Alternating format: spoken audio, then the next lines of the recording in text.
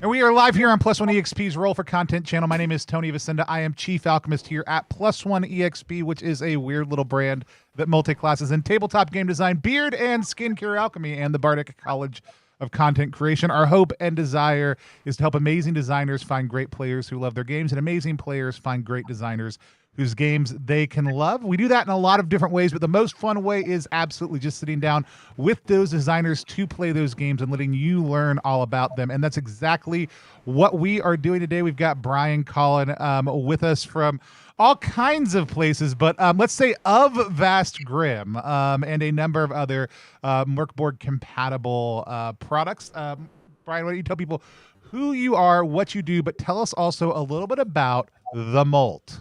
Excellent. Yes. Hey, as Tony said, I'm Brian Colin. I am the co-creator of Vast Grim. I am the VP of RPG development at Infinite Black. I also have my own company, Creature Curation, which is publishing the Molt, a hack of Mork set in the center of the planet, where within the center there have been a bunch of weird species that have evolved and grown and created their own society, and they have their own prophecies about what is happening to the world. And to them, the outer shell is about to crack, crumble, and get destroyed. Humanity's going to end, and they will be the sole rulers of this world that is the Mork setting. Cool. Love it. Super excited to dive into play. Also, if people want to check out the game, they can head to ttrpg.link/moltKS. That link's right down below Mary Lee's face, but also we have it linked down in the description as well. It's also ttrpg.link/moltKS. If you just want to type it in, you can do that. I believe in you. Let's meet the wonderful folks we're playing with here. Got two new folks and one returning face that has been a while. Mally, why don't you tell people who you are, what you do, and if you want to be found online, where they can find you. You're muted. I am muted. I was trying to behave and I messed up. Hi, everybody. I am Mally. I go by Mally Kisa on Twitch, so you can check out my Twitch channel, but I haven't streamed in a while. That's going to be changing soon, hopefully. And I am one of the playtesters for Vast Grim, so I should have worn my Vast Grim shirt. I messed up. So I love Brian's work, and I have an absolute blast playing these games. I'm super stoked to be here to playtest this. Awesome. Love it. Let's hop up next to one of our brand new faces with that beautiful beard. We've got Eric. Eric, why don't you tell people a little bit more about who you are, what you do, and if you want to be found online, where they can find you. I am a graphic designer, game designer, layout artist. Put a lot of content from Mothership and various other OSR titles. You can find me, Google my name at Spider00X on Google. I guarantee you, if you find that name across the internet, it's me, Steam or Discord or whatever. I've played games my whole life. I run games, professional DM. Yeah, Brian's a friend of mine. We both Atlanta people. So I'm here for it. I love Tony. I love Tony's beard. I'm not at that beard level yet because I still want to be able to go outside and Not the sun. Yeah, they don't let me hobo go or outside whatever. with this thing, and so awesome. Then last but not least, we've got Mary Lee. Same things. Yeah. Hi, I'm Mary Lee. I'm a brand new game designer as of like 2 weeks ago. Tony plucked me straight from Big Bad Con and asked me to join in on +1, and I'm super excited to be here. Yeah, I just love playing games. This is my third game this weekend. It probably won't be my last. It's just one of my favorite things to do. So I'm really glad to be experiencing stuff that I've never encountered before. Awesome.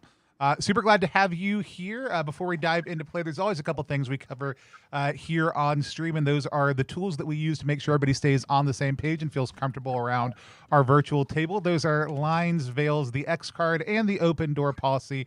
Those are the tools we use unless the game we're playing suggests another set of them. Lines are things that may happen in the world of the game, but they do not happen while we are playing it. They are things that are off limits in play. Veils are things that we may come across in play or may come up in play, but we touch on them lightly, whether that's just mentioning them, fading to black, moving forward, or only addressing them within a certain context sometimes.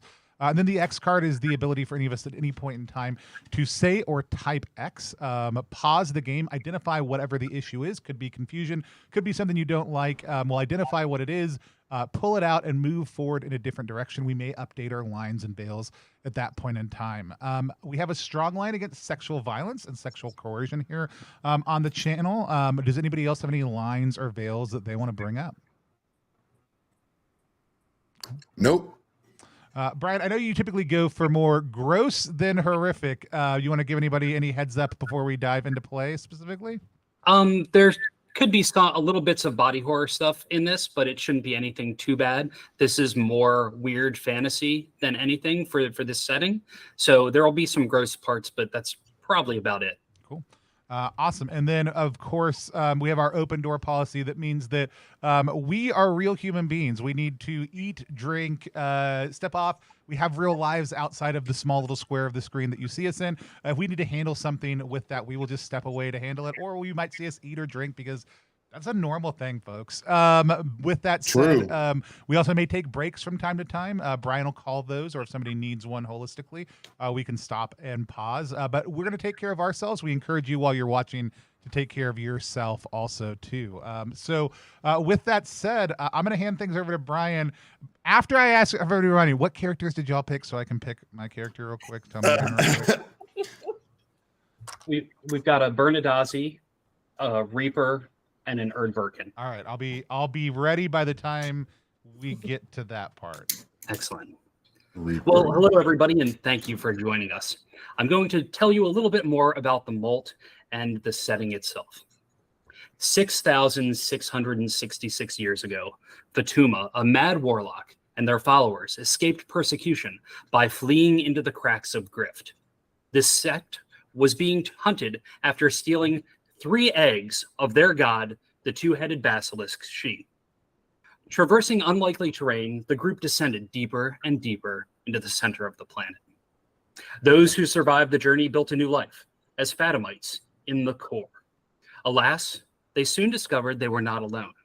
Many of the other species dwelled in the labyrinthine formations at the planet's core, and during their time in the subterranean, Fatuma prophesied the Molt, a time when the outer crust of the planet would crumble and all humans would perish. Fast forward to the present day, most of the inhabitants of Core, including your characters, believe that this transformation is nearing and that She will rise from the ashes and reign again upon its completion. Characters can strive to become favored by She, earning trophies by pushing the molting closer to its completion. Trophies are ripped from the magical ether and bestowed upon those who complete the task. It is said that these trophies will be visible and easily identified by all.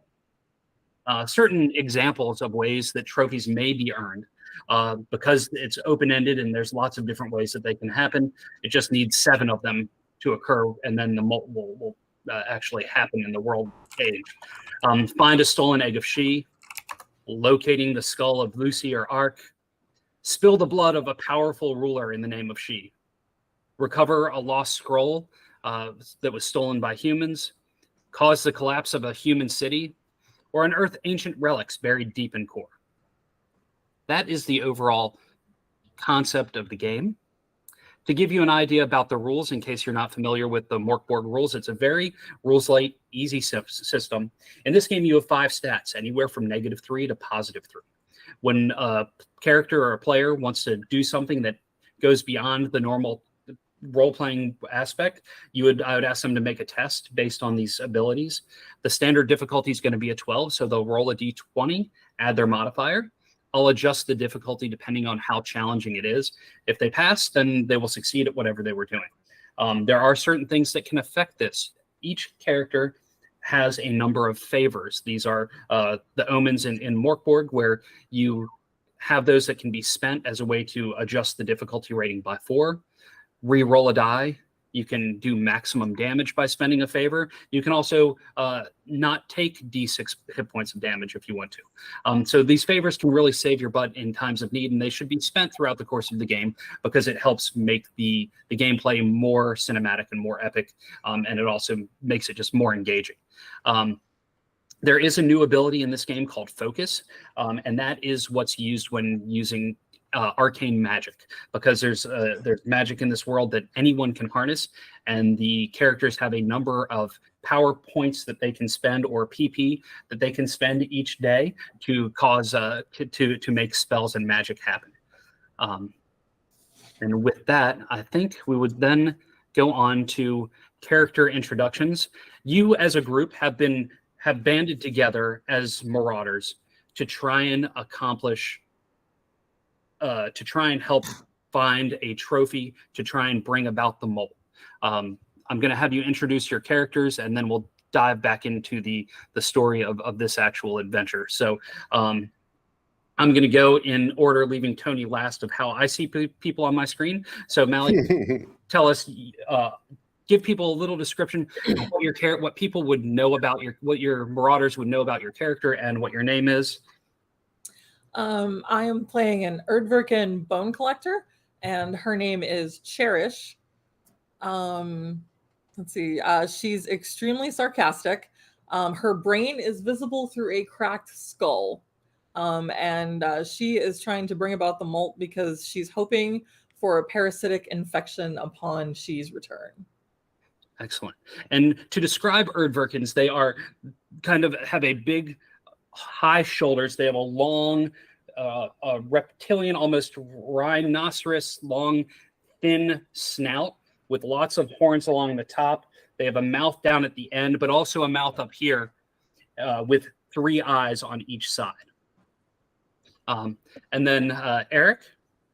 I am playing Kragan. I am a Reaper Brooder. Devious. I talk a lot.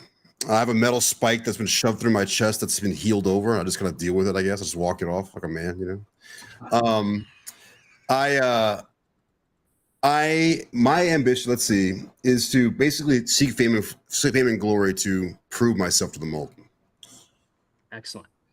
And as a Reaper, you almost have a kangaroo-like body, but more reptilian, with a head on top, antlers coming off of it, with fangs in the mouth, and then down the neck as the first, like the torso there's another face there with another set of eyes where the arms sprout out from there, and like scales on your back. What's that? Like Quado, like a kangaroo Quado? Yeah, totally. Okay. And then Marilee? So I'm playing a Bernadazi shard chewer. Their name is Sin. It's actually Scintiliz, but the extra half of the name kind of died with the extra head that I have. I still talk to it a lot, so if you hear me kind of whispering or conversing to myself, it's probably not to myself. I want to do this because I like watching things burn, but also because I feel like I need to prove myself and how tough I am. That's really important to me, that everyone knows that I am the toughest person ever to exist. So excellent. And Bernadazi are essentially like lizard people that were fused from the magics of down in the core with the eggs that the Fatimites first found when coming down here. So they are a strange magical species. Colors usually orange with big kind of bone thin things coming down their head and their spine. And Tony, to you. Yeah, there's a lot of different characters that didn't get picked that I love, and I love the ones that did get picked. But I did just go with the Basilite Earth Mover is what I'm playing. The species class I am. My character has a molten mouth that has lava that drools out from a large kind of protruding underbite.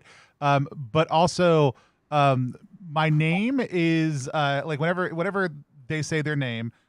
Like it just is the sound of what almost sounds like gas erupting out of this molten lava in their underbite. So most people just call me Bubbles because it's all this bubbling, hissing lava that comes out. I am fairly kind of crude and oftentimes indecisive. You can see I have these like my skin is kind of broken apart and my muscles kind of like magma like are exposed underneath. I don't say a lot, but everything I say slightly too loudly for it to be comfortable for anybody around me. Excellent. I also have a pet 6-legged lizard. We'll find out their name as it comes up.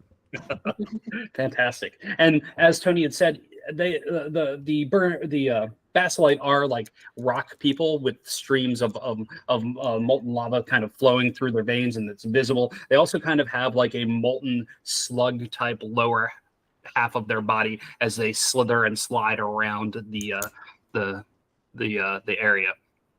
So now, as marauders, you know that Ralia, the eldest Datsorf crystal gazer, had been struck with a seismic vision, catching a glimpse of an ancient scroll written with Fatuma's true hand.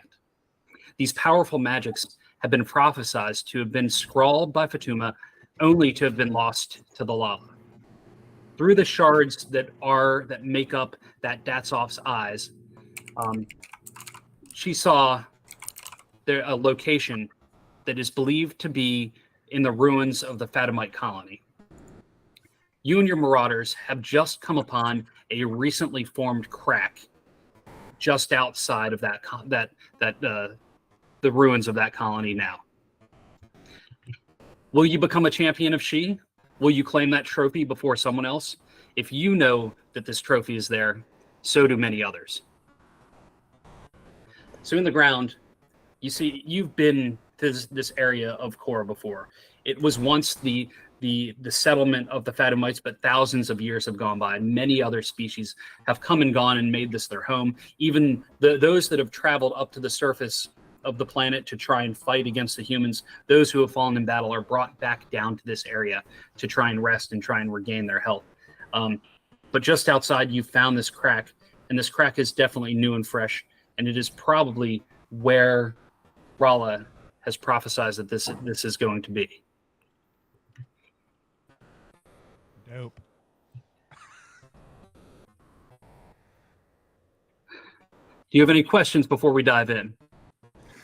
So a crack just opened up to the surface is what you're saying? So you're inside the planet, and Okay. outside of the old Fatimite settlement, a new crack has opened up, and there's been word spreading about a hidden temple somewhere down that has a trophy that has been lost, a scroll that has been lost, that will give those who find it a trophy, and it will bring the Molt one step closer to happening. So an opportunity to dive for treasures deeper into the Molt is what you're saying. Right, exactly. Okay, I got It's you. shrunk even further, and it's been covered up for for who knows how long. I've just gone out to look into this thing. I don't know that I fully understand what is happening, but I have gone to the edge of this giant fissure to look down inside. As you look down inside, you can see the glows around you because there is lava not far from you, and it helps illuminate things. You can see down. It looks like it probably goes a good 60 or 70 feet before the shadows cast, and you can't see anymore. There are surfaces that are would be easily to scale down to get deeper inside, but you can hear, maybe as you burp a little bit, Bubbles, you hear a little bit of an echo, so it is quite a ways down before anything is even further. If I really wanted to commit to this bit, I would go get a straw and a glass of water and only respond in bubbles. But If only I had picked a character more than after we started the stream in advance. If only. Maybe on a break. Yeah, I think we hear like a gurgling sound, and then like there's a little bit of a low whistle as steam starts to come out of my ears. As you can tell, I'm kind of processing all this information. I'm good.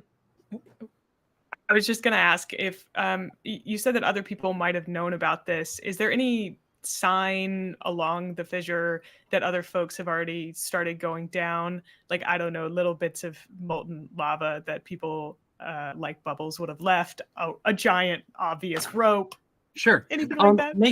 For this, as you're looking around, because sometimes things like this are obscured, roll a presence test. So you'll roll a d20, add your presence modifier, and the standard difficulty will be 12. Great. I got a non-natural one. So Okay. we're just going to say I'm not good at looking or good looking. So yeah, there's you look around, it's like, yes, you feel like you are definitely the first people upon this. There do not seem to be any tracks or anything else that would make you think otherwise. We should progress before others come. If there's treasure to be had, it'll be down deeper. No need to be shy. Just escape right down the crack. Yep, that's a great idea. Why don't you climb first, and we'll see how that goes. I'm disabled. I have this rod through my chest. It's quite finicky, and right now my sciatic nerve is in the middle of this, pressured. I'm already going. Excellent. I'm gone. Okay, so Skint is going down first. Is anyone else following, or just? Yeah, letting Skint I'll go? follow. Okay. Do we have to repel, or can we just like a You could probably like a climb switchback? down. Okay. Let's see. I believe like Bubbles could probably, with being able to, with the slimy lava-y slug trail, can just kind of go down the walls. Yeah, I'm horrific. smoothing it out for you as much as possible. That Well, I'm gonna surf down your slime trail down the. Perfect. I Okay. have like a very weird way of climbing. I'm like gripping onto the wall, but then occasionally I will just ram the top of my head into it so that I can reposition. It's very painful and really stupid, but it makes me look really cool. Okay, can I make a comment real quick? This is like, I love that. I love that. Like 10 minutes ago, you were like, "I've never played Borg before. What's the vibe of this game?" And I don't know that I've ever heard anybody say something that's more the vibe of Borg than what you just said. Excellent job. Thank you. True story. Yeah, I'm gonna head down too, and my pack slug will be following me. Excellent. Very good. Yeah, so a pack slug is probably like what you would think the size of a donkey would be. So it's a pack animal, so you can haul more things. And please remind me about that as we go through, just so that I don't forget that it's there. As you're climbing down, you're easily making your way down. You descend about 80 or 90 feet. There's little ledges partway through as the earth is kind of cracked open and broken apart to give you little parts of rest. So it's not super challenging. But once you get all the way down to what looks like the bottom, it almost seems like a big circular shatter with jutting sharp edges coming out of it. And you can see a shimmer off the top of it. Well, actually, do any of you have anything that in your equipment or anything that if you had any silver that hasn't been spent, that would have been a way to illuminate what's going on? Otherwise, I didn't think about this, but you're traveling down in darkness. I do have an ancient amulet that glows in the dark. Okay. Can the lava from Lava Man's mouth illuminate? Yeah, so I'm a little glowy, if you know. yeah, what I mean. like old bubbles over there. Yeah, think of 80s like glowworm toys. That's about but larger scale. That's about how much light Bubbles gives off. Okay. Enough for me to be an easy target, but not enough to actually be helpful, is what I'm hearing. I did actually get the lava lantern. Okay, excellent. So from behind, you're illuminated, and as you see Cherish's light shining down, the what looks like probably the final hole is refracting light, almost as though it's a glass surface where some of the debris has been dusted away. But then down below, you see another like 15, 20 feet. You can see that there is surface just past that. But from here, you would have to jump or find a way to descend because there is no surface at that point to grab onto. Does anyone have any rope or chain out of character? So, carrying? I do not. Let me ask a question. You said anyone can use magic. We're not necessarily waiting to use scrolls. Tell me a little bit more about that and how that business works. So everybody has I didn't have you roll this, but you should roll this. If you look at your character sheet, down just above molting in the center, down at the bottom, you should have presence plus D something. If you roll that and add your presence modifier, that is how many PowerPoints or PP you have today. We love a PP here on That's right. There's 4 main schools, if you will, of magic in this. There's elemental, where you can move and control natural elements. With this, there's going to be higher difficulty ratings, like like a DR12, you can stop the flow of water in a small creek or stream. All of this is interpretative. It's up to the players to use their imagination to figure out the ways to use the magic. Like something along the same lines with elemental, DR18, pull enough moisture out of the air to drown someone floating in a 2-foot cube of water. There's the second school would be summoning people or things. You spend 1 PowerPoint per size of average human. So the difficulty, the closer you are, like the lower the difficulty, or like difficulty 22, you pull or push something to another plane of existence. So there's like lots of different, there's lots of leeway in there. Number 3 would be the changing / transforming on a molecular level. And it's for the number of PowerPoints that you spend is for how long it lasts. Okay. And then controlling, move, control people or creatures, like Geppetto-y sort of thing. Puppeteering. So elemental, making things, changing things, and controlling people, right? Is the 4 things we've got. Cool. Then as we get down there and as we kind of look at this little gap, you said it's further down. Is that there's a drop? Is that what we're dealing with? Yeah. So basically, you're right at the top of a landing where it's almost like it's a ceiling of something underneath. Cool. So it's like you're now on the roof of something. That's great. I love it. I would like to just go over to the corner of this and like, you see me like clothed to my mouth and I'm just bubbling real hard and but nothing's, just steam is coming out. But you watch my butt and the lower half of my body start to brighten up real quick. I just want to try to melt some of this ledge off and turn it into a very crude like pole, for lack of a better term, that's going to just help bridge that so that we could shimmy down a little bit more easily. Okay. I also have Molt Mover, which was when you use magic on rock or lava, DR is reduced by 2. And perfect. So I'll go ahead and make that roll for using that. Okay. Well, I think this sounds simple, and the good news is if it is, then I probably have succeeded. I rolled a 10. Yeah, that would be a DR12, and since you had the 2 modifier on it anyway. Yeah. So and did you include your focus stat? I didn't include my focus stat. Ha ha!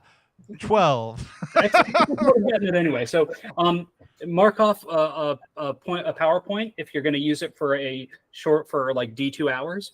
I think we can all get down to the next D2 hours. Yeah. That should be fine. Okay, so you managed to do that, and then does everybody Ghostbuster style slide down the pole? Yeah, I'll do it cautiously because I'm skeptical about like the fidelity of this pole, but yeah. Excellent. Yeah, I will go for it. And should we go ahead and roll focus and favor points now? Yes.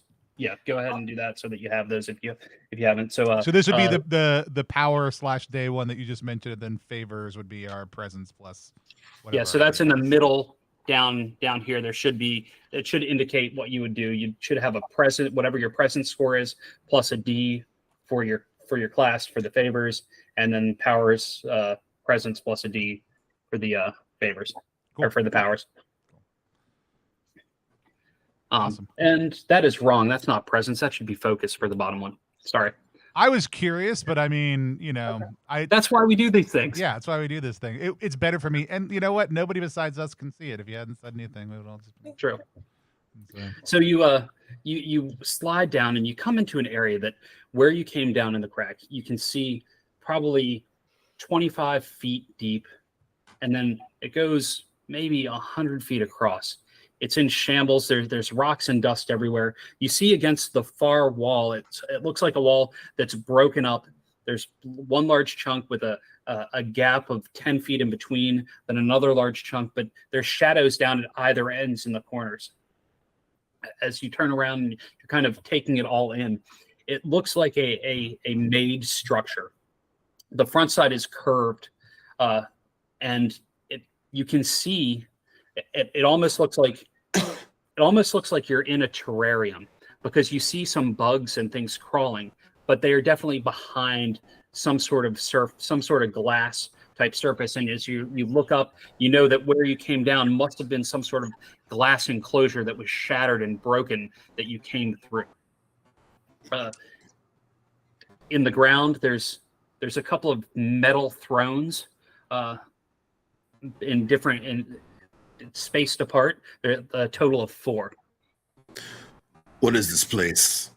These thrones seem submerged. Insects? Do the insects look tasty? Yes, they look delicious, but they also look like if you go up to the wall, it's like they're on the other side of the glass. Oh, crawling? Okay. Yeah.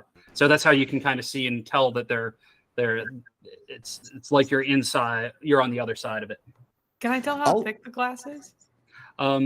Looking back up at where you came down, it was probably like about a foot thick. Okay. Do it. You know exactly what I'm thinking. While she's doing it, I'll cautiously kind of look around the area, like poke and prod at the ground, like looking for more details. Poking down at the ground, what are you poking with? A sword, an iron sword. Cling, cling, cling. As you poke down at the ground, you realize the ground below you, once going through a thick layer of dust, is metal as well. So it has that kind of reverberation sound of metal on metal. Not hollow, but just metal on metal, right? Right. Yep.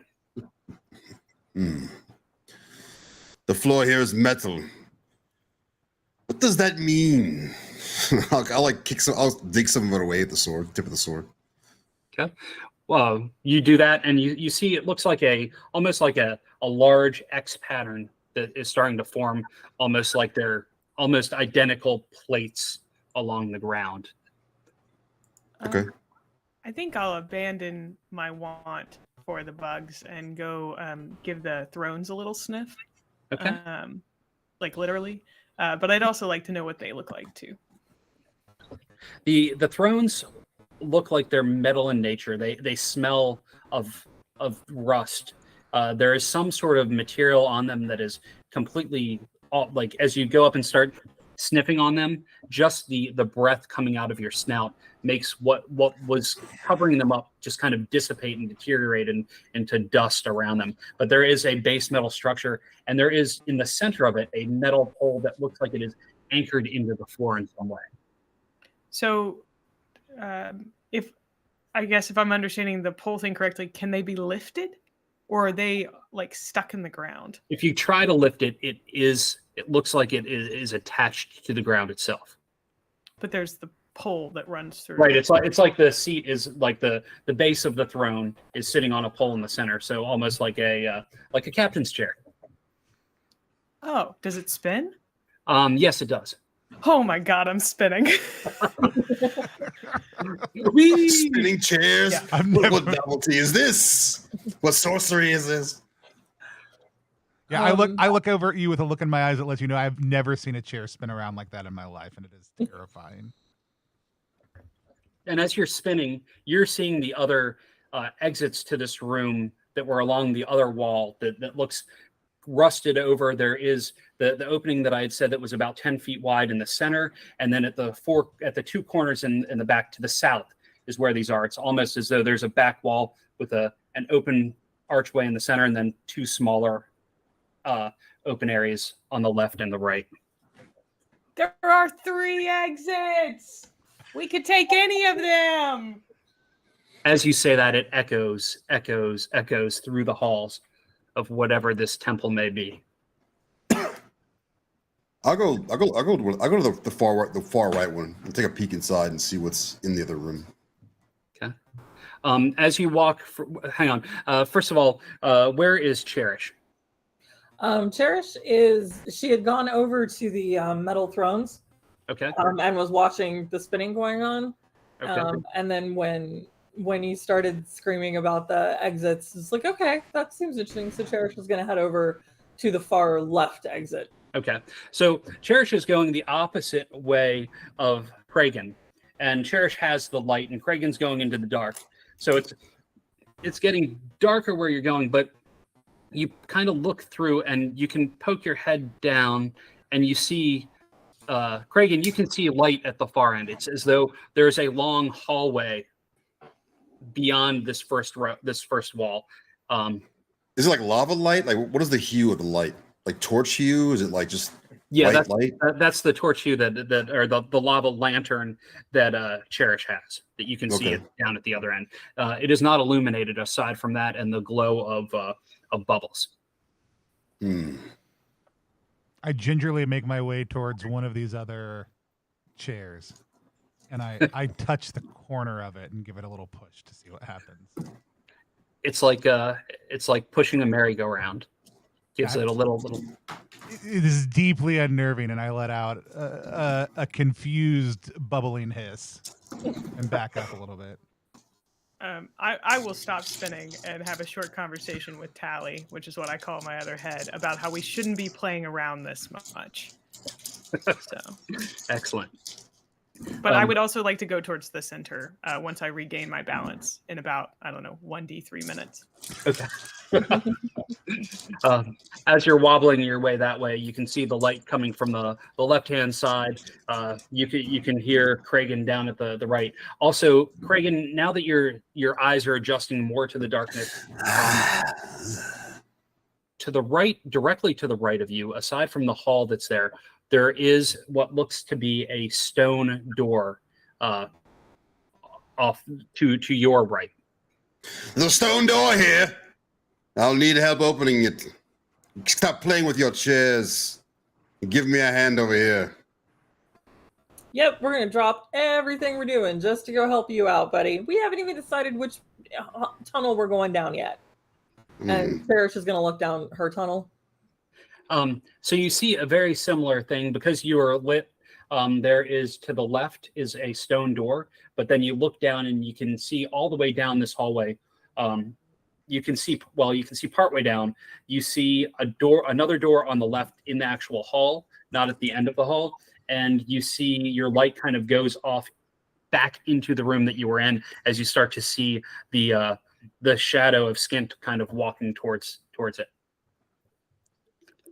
There's 2 doors down my exit. Bubbles, I think we should just go down. Hold on. I think we should just go down the middle one. That seems like the biggest one, right? What do you think? My lava friend. I make the noise of something being plopped into a cauldron, which is my equivalent of like a long whistle. And then just like shrug. I agree with you on that one. We should head that way. No doors, right? But also I need your light. Yeah, I move. I slug over that way. Okay, I didn't know if you were spinning. No, I touched it. It's freaking bubbles out. He can't Okay, the concept of a chair that spins is an abomination in Bubbles' mind. I gotta get you out of there before you something happens. So you two are now in the center. Kragan's at the far end that would have been to your right when facing it, and Cherish is at the far left. From the center point, especially with a little bit of glow, and you can kind of see that You see the one light that Cherish has, and then also you can see the door that she had been talking about towards her against the southernmost wall. But you also see a matching door going towards Kragan. So now you know that there are 4 doors, one on each end, and then 2 down on the southern hall wall. Okay. I mean, I guess we start making our way down the central hall, because why not? So the center is 60 feet. Then there's a door on the left and the door on the right. And then the hall continues down, and then it dead ends into doors that Kragan and Cherish are at. I knock on the door on the left when we get halfway down. Okay. I'll also politely knock on the door on the right. Okay. I'll tug on my door whenever it's my turn. Okay. So Violently tug. I like how we all went different directions and we're all messing with doors at the same time. Yeah. Look, I'm Yes. a rock man, okay? I'm master of my domain, okay? I'm chilling, all right? So there's the 2 knocks happen, and you do not hear any sort of response. Kragan, do you go to open the door? Hell yeah. As you open the door, it opens easily. You know that a lot of these stone doors that have been made through magic to change, or they've been shaved down, because there really isn't wood doors or things like that here because of being in the underground, or they're sometimes made of like ceramic. But you pull the door open, and a slight cool breeze comes up. And you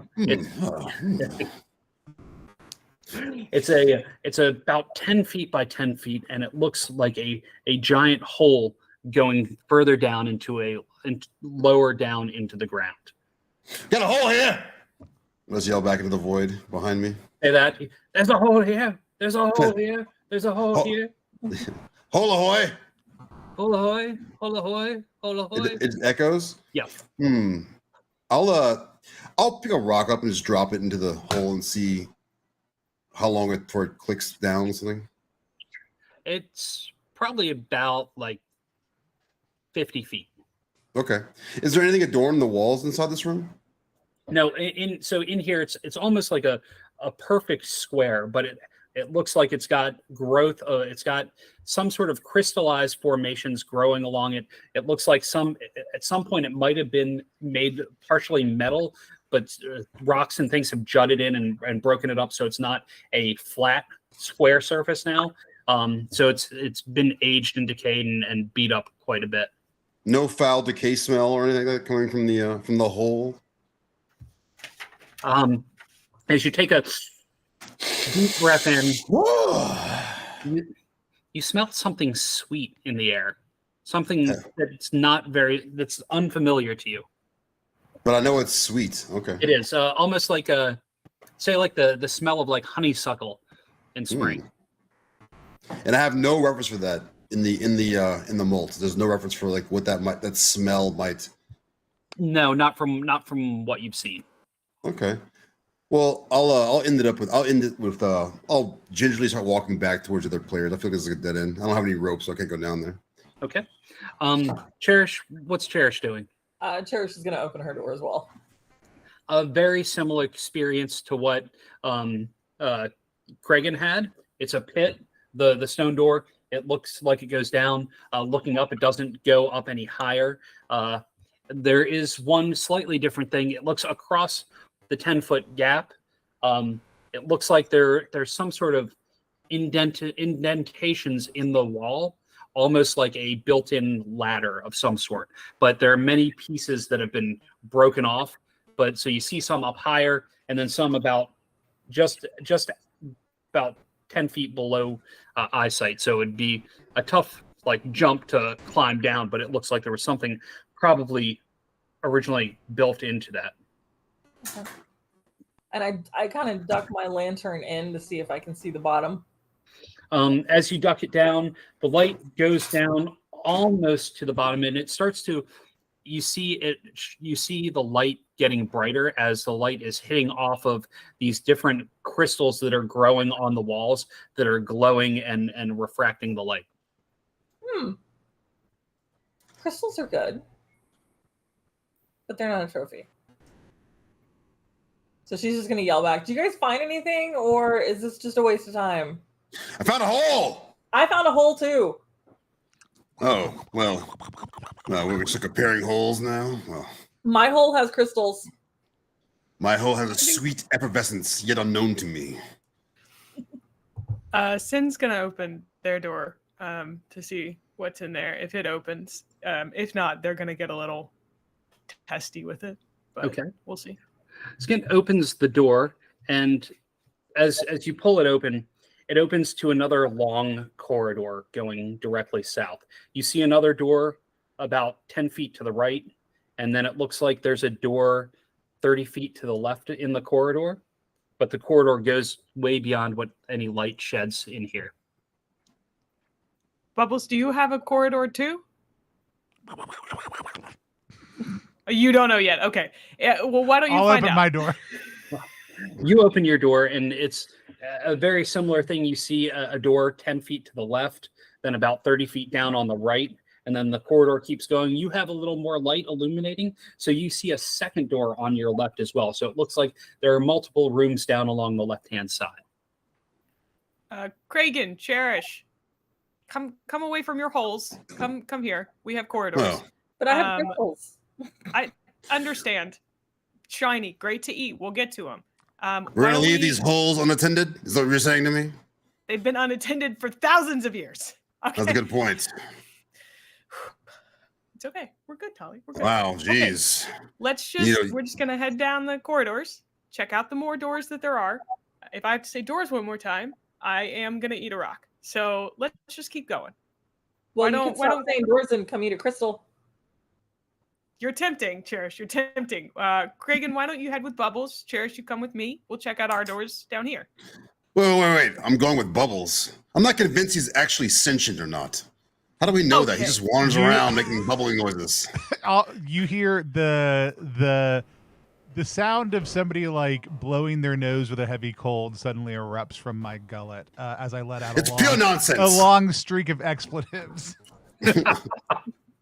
Listen, you wouldn't go up to any other, any other person and say that just because Bubbles doesn't speak the clearest.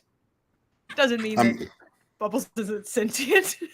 Bubbles is the one that made us the poll to get in here. He's actually been more use than you've been. He's acting on instinct alone. Look at him.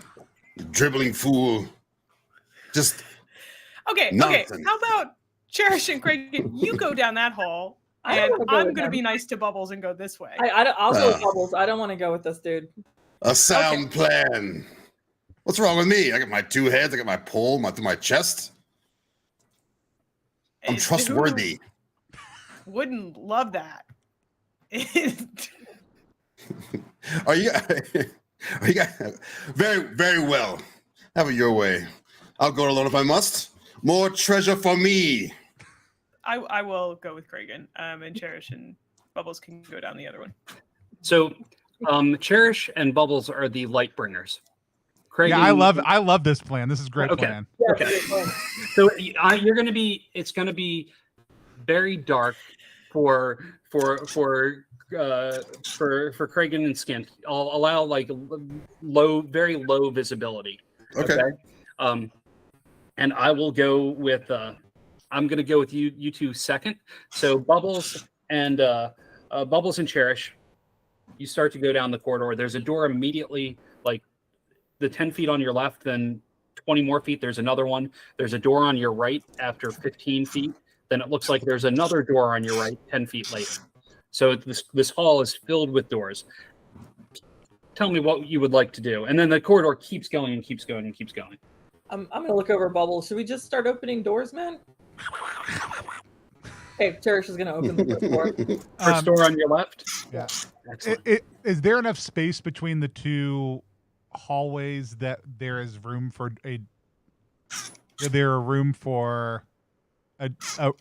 is there space for a room in between the two hallways? Yes. Okay. Yes. It's about probably roughly 60 feet in between, Okay. and the corridors are running parallel to one another. So And there's if there's doors on the side facing them, there's a chance. Right. we can probably you could probably go through. And my Okay. slug is coming behind, just as a reminder. There's actually 4 of us because we've got 2 animals with us. Yeah. Yeah. So as you open the door on the left and you shine your light in, you notice that it's probably about part of it's about 15 feet deep, but then it breaks off. It's almost like it has a shorter 10-foot by 5-foot long piece where that hole probably took a chunk out of the room, like that hole kind of cuts into it. It's clean. It's well maintained. There's various large ceramic pots on shelves, metal shelves that are built in here. There's also a wall that has weapons just set up on it with spikes and things in there for swords and battle axes and shields and spears and some armor that doesn't look like it would fit anyone in your party. It looks like it's human sized. Yes. I immediately go over and start opening and looking inside all the pots to see if there's anything in the pot. Pulling open the lids of the pots, there's various dehydrated beetles and insects, and as it looks like there's a scoop inside of there, and almost like this is some sort of just a storage closet for kind of grains. I immediately scoop up bugs and eat bugs. Okay. It makes you salivate quite a bit since they are dehydrated, as they're rehydrating with your saliva and getting slightly larger as you're chomping and crunching through them. We should make a candy like that. I said someone should make a candy like that. That when you stick it in your mouth, it rehydrates like a dehydrated bug. It'd be delicious. Yes. I'm gonna feed my pet lizard some of the bugs. Yeah, I'm gonna feed the slug too. And I guess we'll go over and look at the weapons. How do these look compared to this jagged piece of obsidian I'm carrying around? They definitely look more well made than the jagged piece of obsidian. They're well crafted weapons.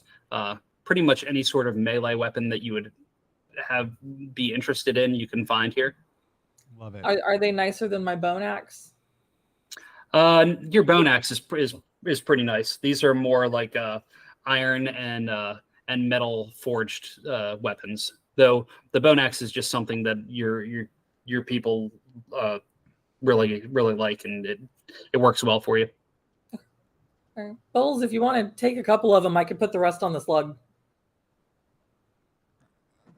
Yeah, I mean, like low gurgling sound, like as I start to like pick over things, just kind of modulating up and down as I like pick up a sword, drop it on the ground, pick up a dagger, drop it on the ground, drop it on the ground. I think I settle on like a big kind of hefty mace that I like start swinging through the air. Playfully is probably a good way to describe it after a little bit. Excellent. All right, and Cherish is going to grab ones that look like they might be worth money or decent and shove them on the pack slug. Okay. You do that without jabbing the pack slug. While you all are doing that, we'll go back to Skint and Kragan. You worked your way into this hall. It's dark. You can feel your way along, see little bits. You do see that first door on the right that you had originally seen. There was also a door further down on the left, kind of diagonal away from it. What would you two like to do? Kragan, you're strong, correct? Right? Some say I'm virile and strong. Stronger than most. That. All right. That's right. I'm all rock man where it counts. Listen, after all that spinning in that chair, I'm a little shaken up, and of course I don't you know are, if naturally. strong enough to go to the door that's further away. So if you could take that one. So what you're saying is you're weak and pathetic. Understand? Yeah, absolutely. The weakest and the most patheticest ever. You know, I pity you the worst. Bubbles at least has no idea of what he's. He's like his mental acumen is so low he doesn't understand. But you're burdened with knowledge.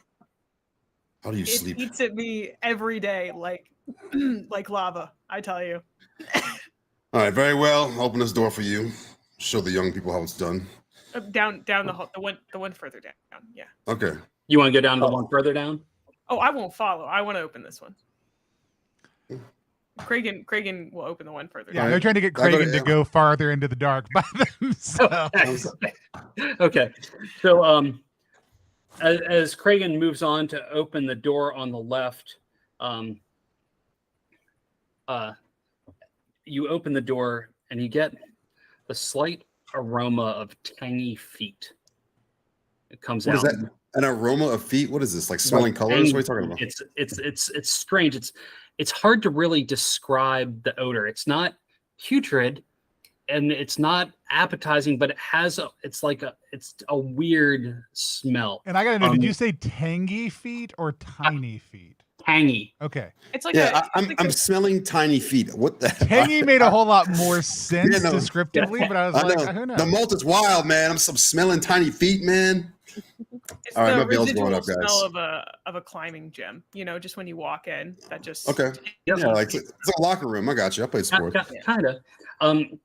And your light is starting to come in a little. You know, it's dark. It's very hard to see, but it's almost like you see shadows hanging in front of you and all throughout. It's like not Organic, right? Like they're moving and interacting, and they're not moving, but they do look organic. They do not look like.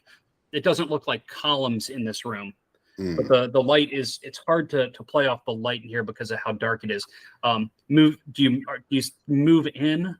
yeah. I mean, I'll like as stealthy as possible, low to the ground. I'll kind of like with sword drawn. I'll kind of like get closer to so you're going to see what's casting these shadows, Okay. if you will. As you're moving in, you get a little closer, and you realize nothing is moving at all. It's completely like dead, no movement at all. And as you get closer to one of the shapes, you realize it's a Bernadazzi hanging upside down by its feet. That's one of the races. Yeah, that's the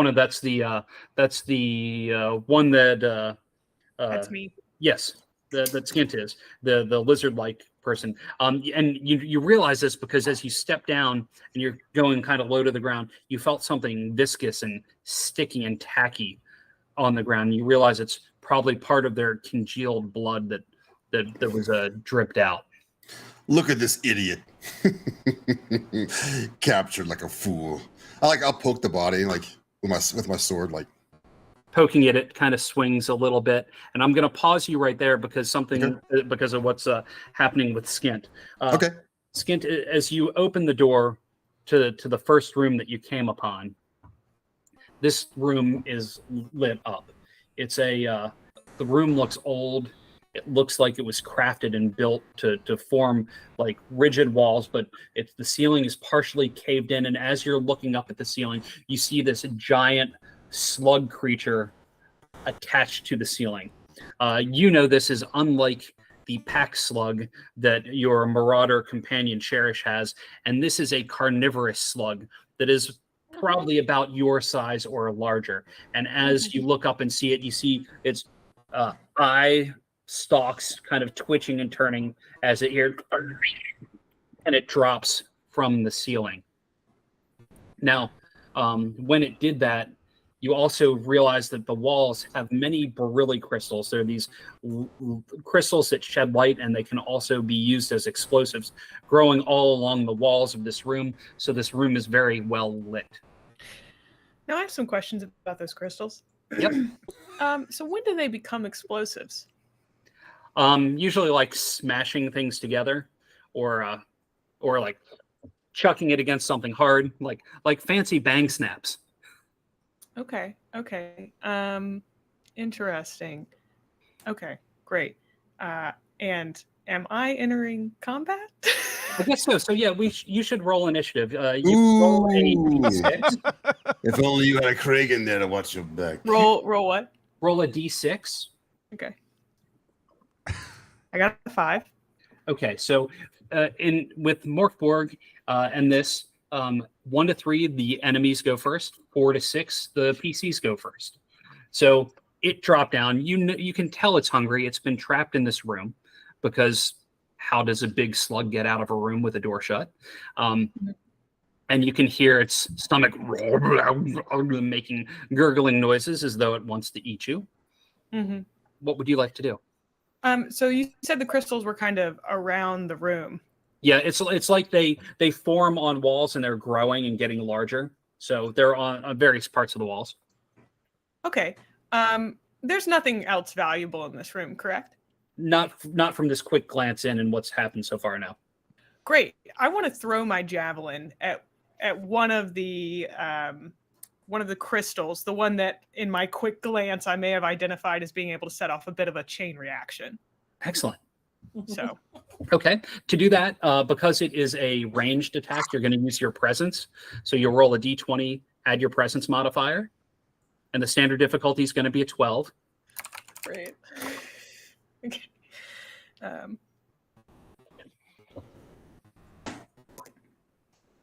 I got a 16. You throw it, it hits, it goes. So as it's starting to explode, as bits of wall are starting to cave in and the chain reaction is happening, what are you doing as that's going on? Because you can attack and move in the same turn. Cool. I kind of imagined like a bit of a sitcom moment where I open the door and like everything freezes and the giant slug falls and I go, oh, I take the javelin, I throw it, and then I'm like, goodbye, and I close the door. Excellent. From in the hall, Kragan, you hear as things shake a little bit, not a ton, but you hear some explosiveness. From where the rest of the party is, you do not hear this happen. So I hear the explosion. Yes.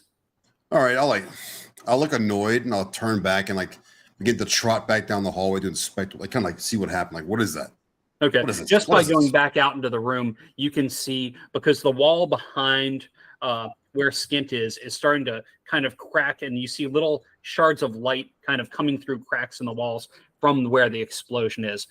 And then we'll jump back over to Bubbles and Cherish.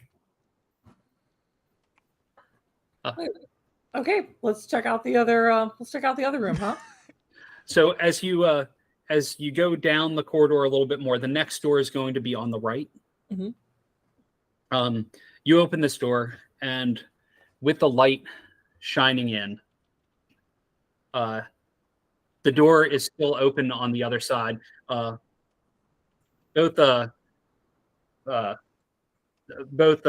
Kragan and Skint, can you make a presence test? Yeah. I passed with a 19. Okay. And I didn't realize that Marilee had put her screen up, so we'll do that in just a minute. Put their screen up. So we will come back to that in a second. But when you open and go into this room, you see a Bernadazzi hanging upside down by a metal hook to the ceiling. You see a death's off the same way, and then beyond that, you see 5 humans that are hanging, that are in some form of Humans, interesting. some form of aging, some form of dry aging. You see that they are actually the humans have been cut on, and chunks of them have been taken off of their bodies. Are there bones left?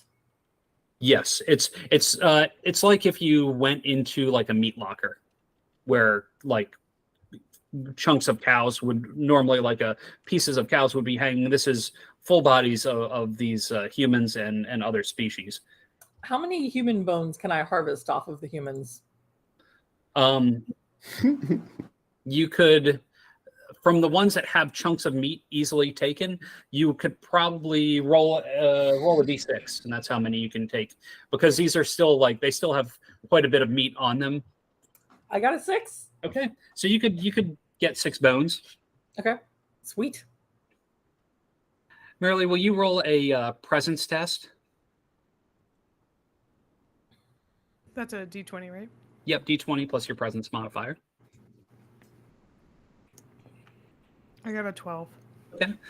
Both you and Kragan notice that the room that you just came out of, Kragan, there's now a light coming from inside of it. What kind of light? Like lava light? Yeah. Like the lava lantern light. Okay. What's happened? That explosion.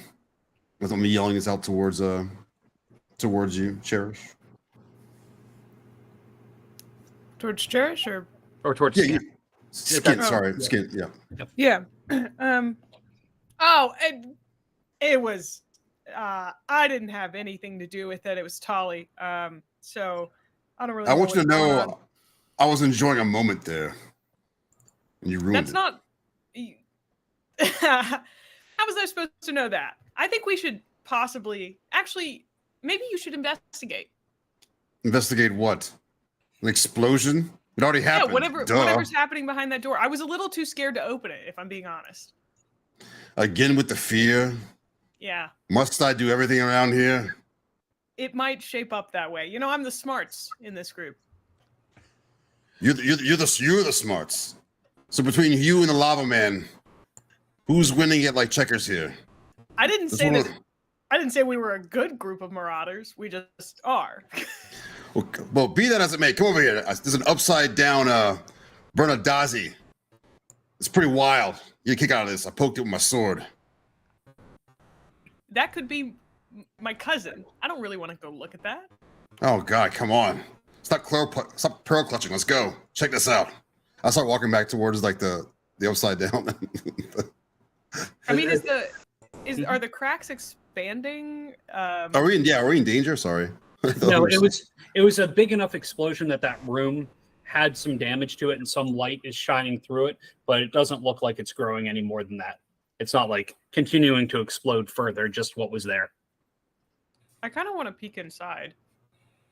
Okay.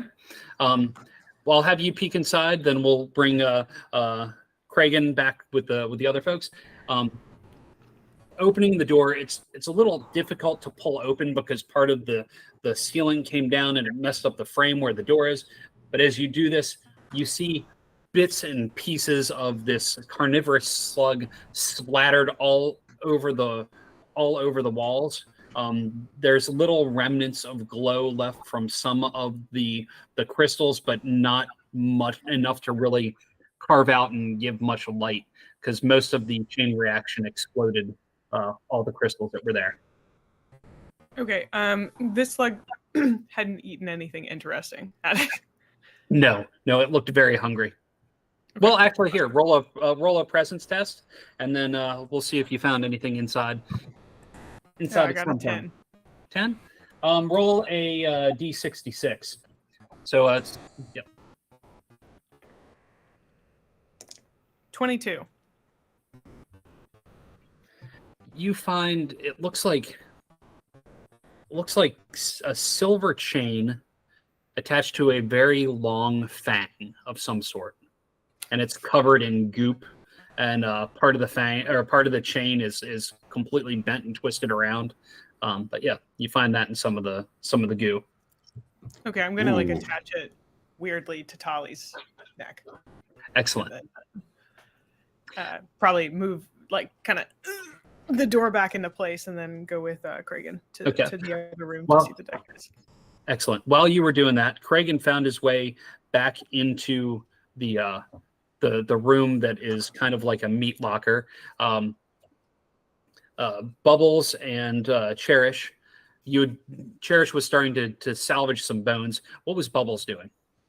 I mean, I had been playfully swinging a mace in the air with wild abandon, I think, at that point in time.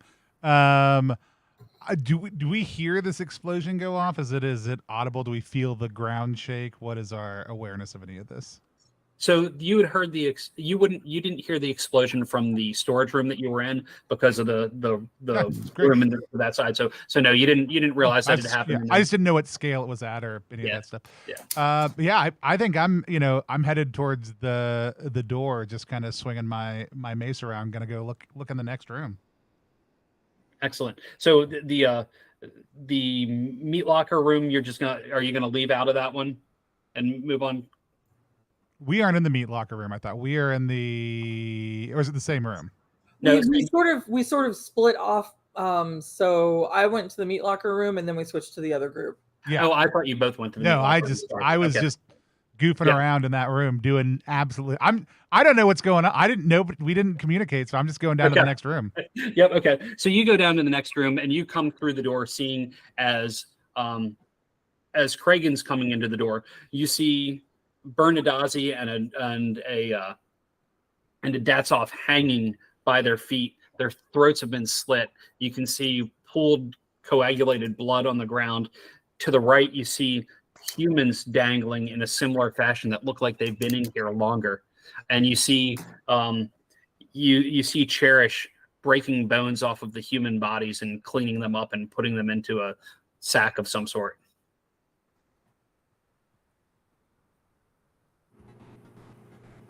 So we're all in the same room now, right? Essentially. Everyone except for Skint. Skint will be there shortly. You, Lava Man, check this out. And I'll poke the body with my sword again. As you poke it, it just kind of swings a little bit. Pretty wild, right? you watch Bubble and Hissing come out the top like the biggest sigh you've ever heard bubble up out of. I know you're impressed. It's the sigh of that's the gurgle of an impressed imbecile. I close It's the fine. close the door. I'm walking down the hallway. Creak. As you do that, so and as you swing that, Kragen, you notice there's a couple of holes that are in the ground here where it looks like some of the blood had kind of moved towards and flowed downward into. At this time, Skint, you are making it up into the room where you see. Oh no! If I see Bubbles coming out of that room, sighing the way that I think Bubbles is sighing right now, I absolutely will not be going in there. So Bubbles was on the other side. I didn't. The other side. Oh, we're. Yeah. Okay, I now understand the configuration better. It's like you're both going down corridors parallel to one another, and there's this room in the meat lockers in between, and then Bubbles was continuing down this way, and Kragen's pushing a swing of a dead body while Cherish is harvesting bones. Okay, apparently I am doomed to sitcom entrances, so I will once again. And then close the door because this doesn't seem to hold anything for me. So I'll probably also keep moving to the next door. So I'm going to go to Bubbles moving down. There is now a door directly on your left, or there is a door kind of diagonal a little bit further up on the right. The right would be the center of the space. The one on the left is the far side. I'm taking them as I come. So I'm opening up the door on the left. Okay. As you go to open up the door on the left, twisting the doorknob, you feel something jab into your palm. Great. Make a toughness test. Yeah, my toughness is existent.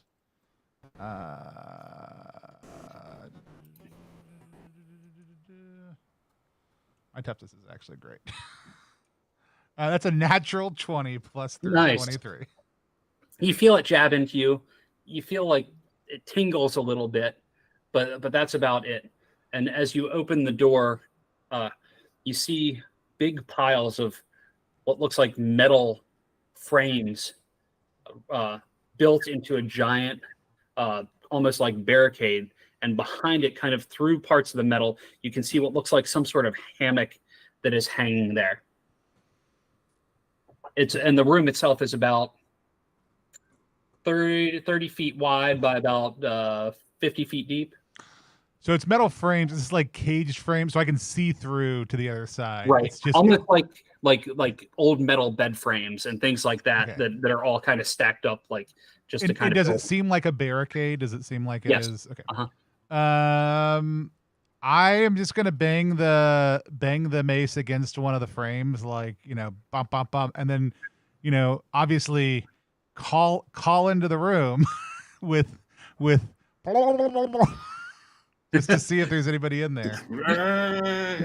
As you do that, you see like coming up from behind the hammock and kind of behind the barricade through some of the holes. You see a older Datsov, and a Datsov are almost like turtle-like people that have they're kind of hunched over. They have these big. Their antlers grow with their age. These bone antlers. They have a large shell on their back, 3 big clawed fingers. This one is holding a gnarled scepter of some sort with a gem, like a beryllium crystal in the top, illuminate. When they banged it on the ground, it came and started illuminating. You must stop. You'll bring them. Be quiet. Be quiet. Shut the door. Shut the door. I mean, can I make it through the barricade? Is there like enough? Oh yeah, it's like it's inside the room. It's not. So you can step into the room, shut the door, and so there's a kill zone, is what I'm hearing. Right. Yeah. Totally. Yeah. And so, I get in. I step inside and I close the door. And we'll come back to that in just a second. Sounds great. So let's see. Skint, you are making your way further down. Mhm. There was a door to your right, and then another door diagonal to the left, which would go towards the center of the center of the space. So I'm going to go towards the center of the space again. Okay. As you open the door, you come into a room that's about 30 feet wide by the same width as the previous room, because it looks like this is like one big row of rooms coming down the center aisle. In here, there's strange metal tables along the southernmost wall. 2 of them, much like benches, like picnic tables almost, with bench seats. Long. There's space in between the 2, but it only has seating along one side.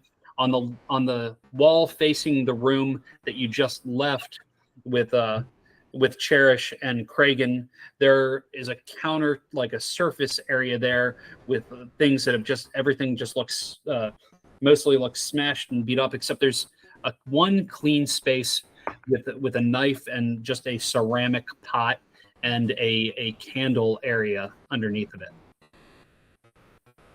And that's all there is in the room. Yes.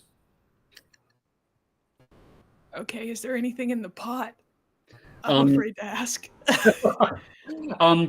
Inside of it, it looks like there's liquid with dead bugs that are just kind of soaking in the liquid. Okay, I think I'm gonna just, I guess. Yeah. Even as courageous as I am, I don't think I want to try to mess with that. So I will probably just end up goodbye, leaving. Oh, and there's a door on the opposite side that you came in. So the door you came in, and then on the other side of the room, there's a matching doorway. Okay, actually, I think I will go through that one because Sin hasn't put together that this is the center of stuff. So they're probably just like, all right. And I think more than likely while they're doing this, they'll be talking to Tali about like, I think people used to live here. I think this is a mess hall. I think like maybe this was inhabited. So I don't get a response, but I'm going to keep talking. Naturally. And then back to Cherish and Kragan. Cherish, you've gotten all the bones that you can. What are you 2 doing? I'm gonna go right back out to where Bubbles went and continue exploring our corridor. Yeah, I'll follow along. That sounds like yeah. Oh, I'm bored now. Let's keep progressing. You could go with Skin if you want. I'll go where the hell I want to. This whole Molt is my domain. As you 2 come out of that doorway into this hall, you see Skint coming out into the hallway one door down, but almost in between the two of you, there's a door on the opposite wall. Yeah, I'm gonna go into that door. As you go into that door, make a toughness test because you feel something jump out and stick into your hand. Do I see this? No, I mean, probably okay. not. You know, And the handle? Okay. yeah, it's like I got a 13. okay, because you just feel it poke into your hand, and you seem to be okay with it. Most of the toxins had already gone into into someone else's hands. So as you go to open the door, you see the backside of Bubbles, as Bubbles is there talking to a caged or bubbling at a caged wall with a Datsoff on the other side. I mean, based on what the Datsoff said, as soon as that door opens behind me, I like raise up like mace in the air, ready to hit whatever comes through. Excellent. The And first thing you see is Eric. Yeah, but and we'll see this. I rolled a 19, and then I see it's my friend, and I'm like, oh, It's me, you imbecile. Yeah, hit him, not me. I'm good. Enough. Quiet down. How many of you are there? I forgive my friend. He has a childlike intelligence. He knows not what he does. It's like a baby. Either get in or get out. Either way, shut the door and quiet down. I'll come in. Just who are you, strange? Whatever you are. What are you? They're a Datsoff. You're familiar with Datsoff. Okay. They're just common species in the Molt. What are you doing down here? This is our claim. I told you to quiet down. What are you, the boss of me? Your claim? Yeah. I've been down here since that crack formed. Prove it, nerd. Prove it? I have nothing to prove to you. What are you after? You can't have been here since the crack formed, because Skin checked in here and found that we were the first ones in here. I'm realizing my calculations about that may have been incorrect. Checks out with me. Look, you're obviously new to this place, Datsoff guy, and we're taking over, okay? Sorry, you snoozed, you lose. Please ignore him forever. What's your name? My name is Soren. Soren? Okay. Yes. And you're hiding here because it I've looks been like you've made a nice little home. I've been collecting information about what is going on down here and trying to better understand what the people are up to. The people? There's people here? There are many. You wouldn't happen to know anything about Cherish, you might be able to describe this better. Hanging bodies? Meat hooks. Meat hooks make everything better. Yes. Oh. Yes, those hooks. When the people, the watch people expire, they hang them and they eat them they age them and eat them for extra sustenance. At least that's what I've been able to figure out. Wait. Who eats them? Say that again. The people, the order of people that is here. They're protecting something. Define people. Is it more of a kangaroo man or a lava man? Like, oh no, they're the surface dwellers. oh, you mean humans? Yes. There are humans here. Yes, Have we seen humans? Do we interact with them at all? Probably just the dead ones that were in the meat locker. You probably haven't gone to the surface yet. How would Unless you humans want get to this? do that. Yeah, how would humans get this far down to the Molt, unmolested by its wilds? That is why I'm here. I'm taking notes. I'm trying to understand what is going on. I'll just go and start grabbing his notes and looking at them. Like, I don't. Okay, you go to start grabbing his notes, and he puts a spear down in front of you to try and stop you. Okay. How threatening is this dude? Does he look like Does he look dangerous? So to describe them, so they had this scepter that was emitting light, and as they put that down, all of a sudden it transformed into a spear. On their right arm, they're wearing a metal gauntlet, like a metal gauntlet, and they have a metal chest plate on. So he's like a warrior dude then. He's like Elvis ready to rock. But they were moving very slow up until you did that, where then all of a sudden they were very fast. Kragan, I feel like you need to understand what it means to have allies in the world that you don't threaten. So you've done that. Okay, with the three of us, we can move forward. Sometimes the greatest strength is being able to work together. Tolly taught me that one. What? I wasn't paying attention. Stop being What was a that? dick. He said, "Stop being a dick." Yeah. So, what are you here for? well, Riches. we're not exactly. We're here to I'm get rich. the scroll, so that we can give it to her. I don't think. Well, they are protecting one thing, and I don't know what it is, but they're in their temple room, and that is where they protect it. Oh, there's a temple Yes, and a room. this is their temple. You do not want to go into their mausoleums, though. What's in the mausoleums? What is a mausoleum? It is a place where they store their dead or their people that are in hibernation. Why? I have not found that out yet. I knew he didn't know anything. He doesn't know anything. Why Wait. should we go there? Why shouldn't you go there? Yeah. Don't. Everyone has concerns about waking the dead. Not me. No. This guy's a joke. He doesn't know what the hell he's talking about. Hold on. Mausoleum. That's not a real word. He made that up. Most words are made up. I don't know if you know that. Unless they come from her, most of them are made up. Bubble lets out a long up and down series of gurgles. Here we go. Here we go. Here we go. The lava man again. I mean, all words are made up. That's the only way that it really works. Nice armchair It fades philosophy, into the lava background man. pretty quickly, but it goes on for a while. You got him all worked up now. You see what you done? What's his name again? I'm sorry, I forgot. Sorenth. Sorenth. So Sorenth, where exactly, if you were to describe as easily as you can, the directions to the temple room so that we can definitely avoid going there? Go out of this room. Go down the hall. Okay. Keep going down. It will be the first door on your right. Avoid that room. But the door even further down on the left is one of the mausoleums.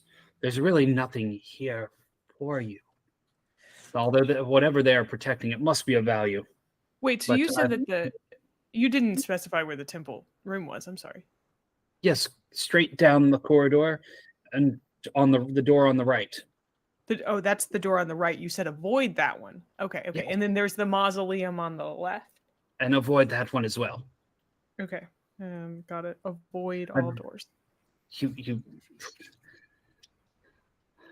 Yeah. How many people are here?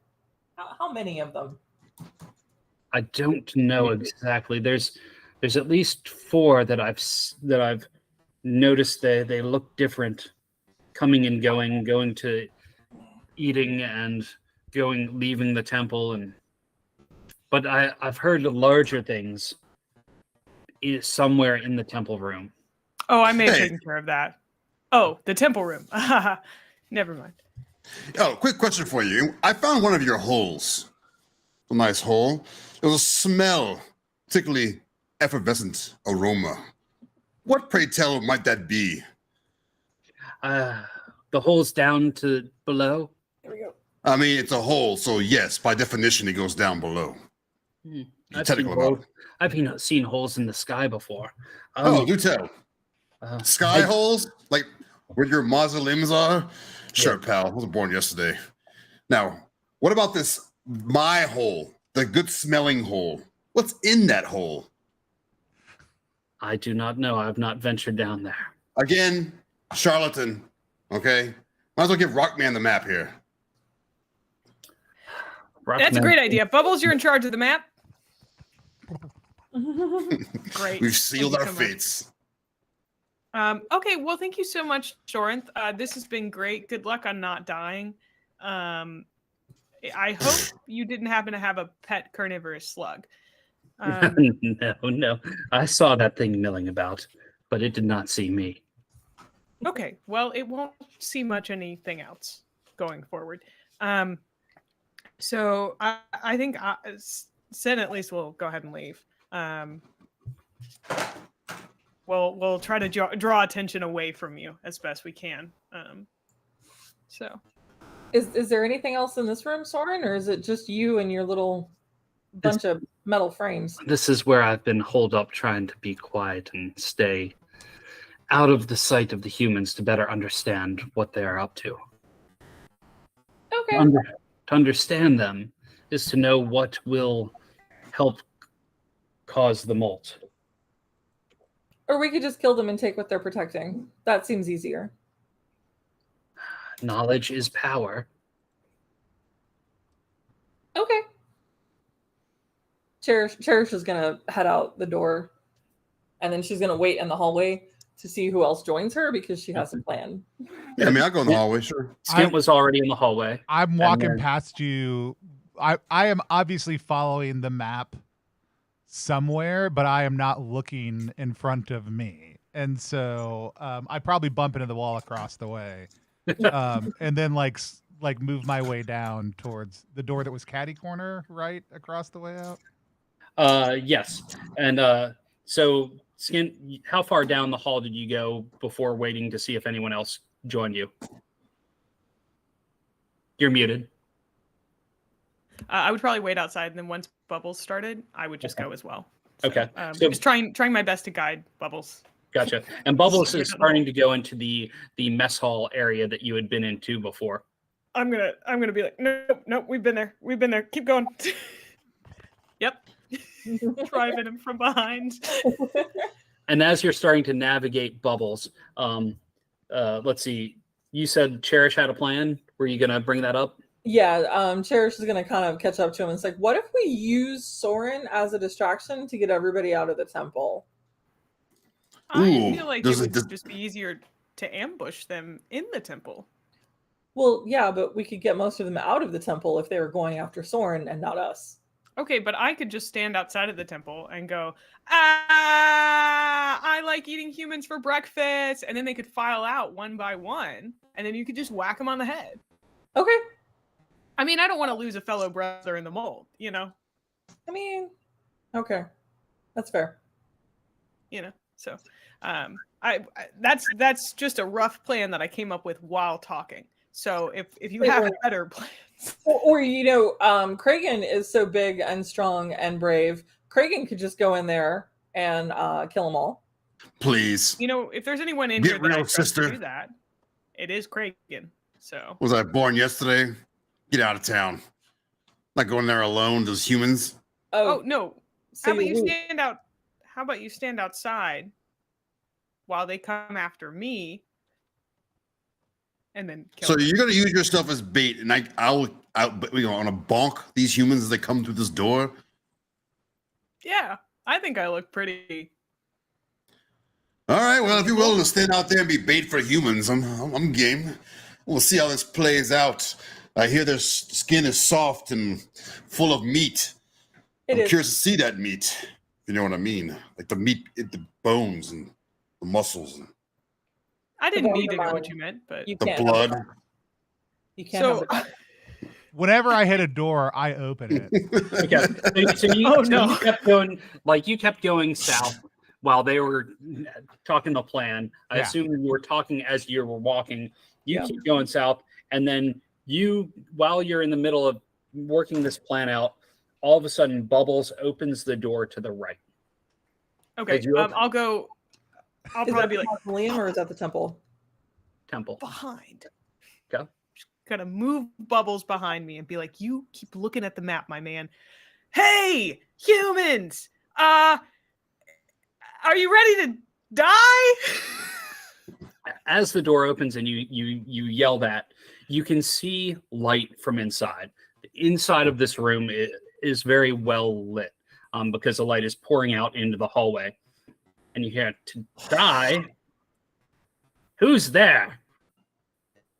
It's I, the great warrior of her. I've come to slay all of you, but she prevents me from entering your domain, so you must come and face me out here.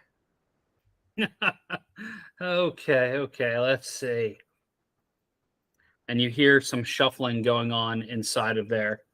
And then you hear a big boom, boom. You feel the ground kind of shake a little bit as something large and massive is happening inside the room that you just opened. Nothing happens for a round. Oh, I'm 2 going to rounds. start stuffing rocks in my mouth.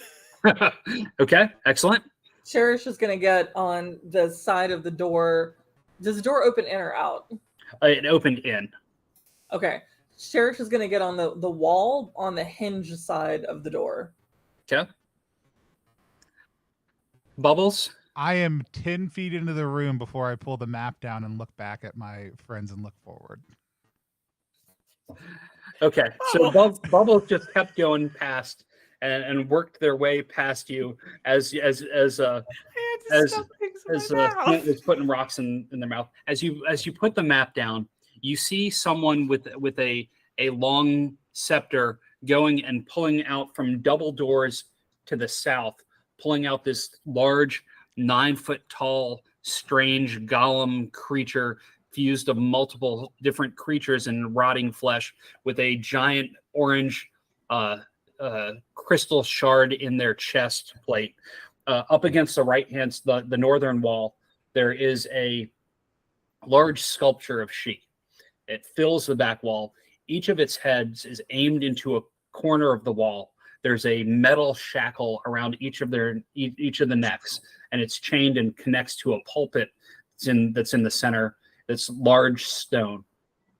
Down on the southern wall, on other sides of the doors, are metal benches facing the pulpit and the sculpture that's there. And there are 4 humans dressed in robes that are of an orange color and have a sword. Each of them has a sword, like short sword, in their hand, except for the one that has the scepter that is like kind of pulling on a chain that's attached to the golem. And the chain on the golem, is that what's attached to the pulpit? It is not. No, this is a separate one. What is attached to the chain that's on the pulpit? So the chains go off and connect to the necks of the sculpture of the she. pulpit is stone, but it is suspended by these chains or not? No, it's not. It's anchored in the ground, but there's these chains. are faux chains that go up to the neck of she. Right. Yeah. As if signifying that she or it are bound to each other. Right. Yes. Gotcha.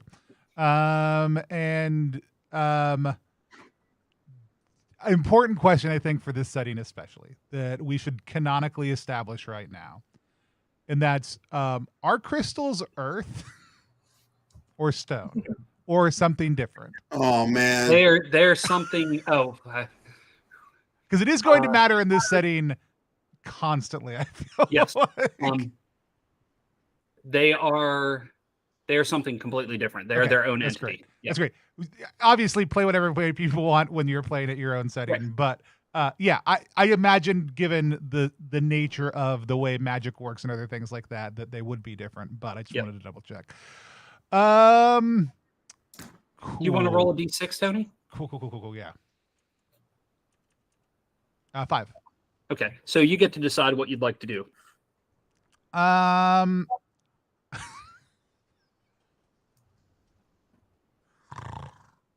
What's the statue of she made out of? Stone. How do we feel about she? Like she is a goddess, like a. Is that a ubiquitous? That's not a ubiquitous perspective of the Molt, right? Like there are people who care about she and don't care about she. Correct. Correct. It wouldn't be immediately offensive to people if I say melted the neck of a giant statue of she. Especially not if the reason you're doing it is because you're trying to have a trophy, like gain a trophy in honor of she. Cool. Yeah. So like if it's for the greater good, it's totally obviously fine, right? I want to melt. I want to use magic to melt the neck of the statue, ideally in a way that will cause the statue to come forward and maybe smash down in the middle of all these people. Excellent. Okay. So with that, you're going to roll a focus test, and with you're doing the elemental one. Yeah, I'm doing the elemental one. If it's made out of stone, it's -2 to the threshold. I don't think I need to do this with my roll and my modifier, but just because it's a big action, I'm going to use a favor to reduce the difficulty by 4. Okay. Because I feel like what I'm asking for is not necessarily a hard task, but I do want it to slam down in the middle of this altar and potentially hurt these people, and that feels like a bigger ask. Yep. So I rolled a 15 +2, plus it's 2 less on the DR for me, plus I'm using an omen to lower the DR by 4. So that's -6 to the DR and an 18 on the dice. Fantastic. So depending on how many power PP you want to spend will allow for how much damage you want the rocks, like as it comes down, smashing it, rocks shatter and are flying, how much damage you want to inflict on the things around you. I mean, let's just go ahead. I'm a big fan, big fan of putting as much PP in can. I'm saying that too. But let's just conservatively say 5 points of power. 5? Is that Okay. a lot? I'm still not quite sure on the scale. Only that 1 is not a lot and is pretty fine, and that I have 7, and so Okay. like it feels 5 feels good. Like at least me Right, yeah, with 1 in the tank. especially the time slot we have for this game. Right? And, Yeah. I mean, there's totally. that too. But like 5 feels like a lot given the fact that 7 is my max. Right. And so With 5, I want you to roll 3d8 damage, and that is shrapnel going all over to the various things. that's an 8, 5, and a 2. So 15. Okay, so as do you want to describe how the rock comes down and splatters everywhere? Yeah, I think what we see is like I look forward, I see all these people, they're like pulling a golem forward. I look back at Chaw with like big if a horribly flayed molten creature can have big wet eyes, I am whatever the lava version of big wet eyes is for a second. Before you see me start to like hiss and bubble and turn red, and all of a sudden you see the neck of the statue of she starting to like have that same red resonance. There's some bubbling and some hissing right there. I think maybe for a second, like not the main guy pulling on the chain, he's distracted, but the other folks are like like looking up at that and like quizzically as all of a sudden the statue's head falls to the ground, bright red, hits the pulpit and explodes out all over the place. Excellent. In the process, as bits and pieces fly, 2 of the 4 humans get hit with such large chunks that they are just slammed down onto the ground. They pierce into their body and they are completely dead. The 2 remaining, the one that is chained to the one that's holding the chain of the golem gets hit pretty hard, and you see them drop the staff that they were holding, and when they do, make a presence test.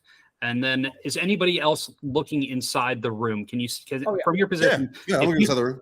From looking inside the room, everybody else make a presence test as well. Anybody that hits a 12 or higher. Fail. That's 11. That's a 5 with my +2 modifier. Y'all should not have looked. I'm 14. Okay, so you notice that the one that was kind of controlling the golem, when they dropped their scepter, the golem, like all of a sudden, like it looks like they just kind of move away, and it's as though they are moving of their own accord now. So now, since you went, Tony, I'd like everybody else to roll individual initiative to see what you would like to do before the enemies move. You're going to roll it for this, instead of a D6, you'll roll a D20 and add your agility modifier. 15. 18.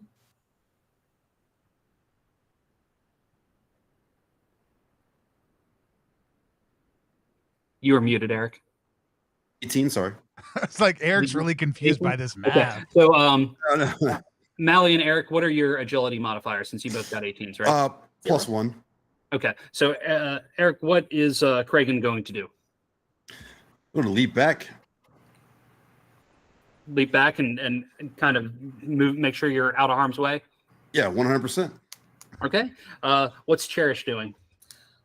Cherish is super impressed by Bubbles and is just, dude, you're a badass. Let's do that again. And Cherish is it stone roof? No, the roof itself is metal, but the stone, this statue is stone. Statue of stone. And so is the what's left of the statue of stone, as is part of the pulpit as well. Is the statue big enough to fall over on the golem and the human that was formerly controlling it? No, they're kind of spread apart. It would be able to possibly hit the human, but not the golem. Let's see. For control elements, is the floor stone? No, the floor. Well, it's covered in a layer of dust and stone, but it feels like it's the same flooring that was up the first room that you were in, which is a metal type of floor. Okay, so an elemental can't really move metal, right? I mean, with a high enough roll, but this is like sheet metal almost. Yeah. Okay. But the walls are stone? How close are they to the walls? No, just the sculpture stone. Everything else, it's like you're in a metal, like everything in here is metal except for where things have busted through on the other sides and it's kind of caving in and stuff that's been growing on things and stuff that's been built. I'm not saying this is it, but it's almost like there's a giant spaceship buried deep within the core of the Earth. Right? That That's we so are weird. inside of. Sounding awfully familiar. But they have brought some stone things into this giant. Yes.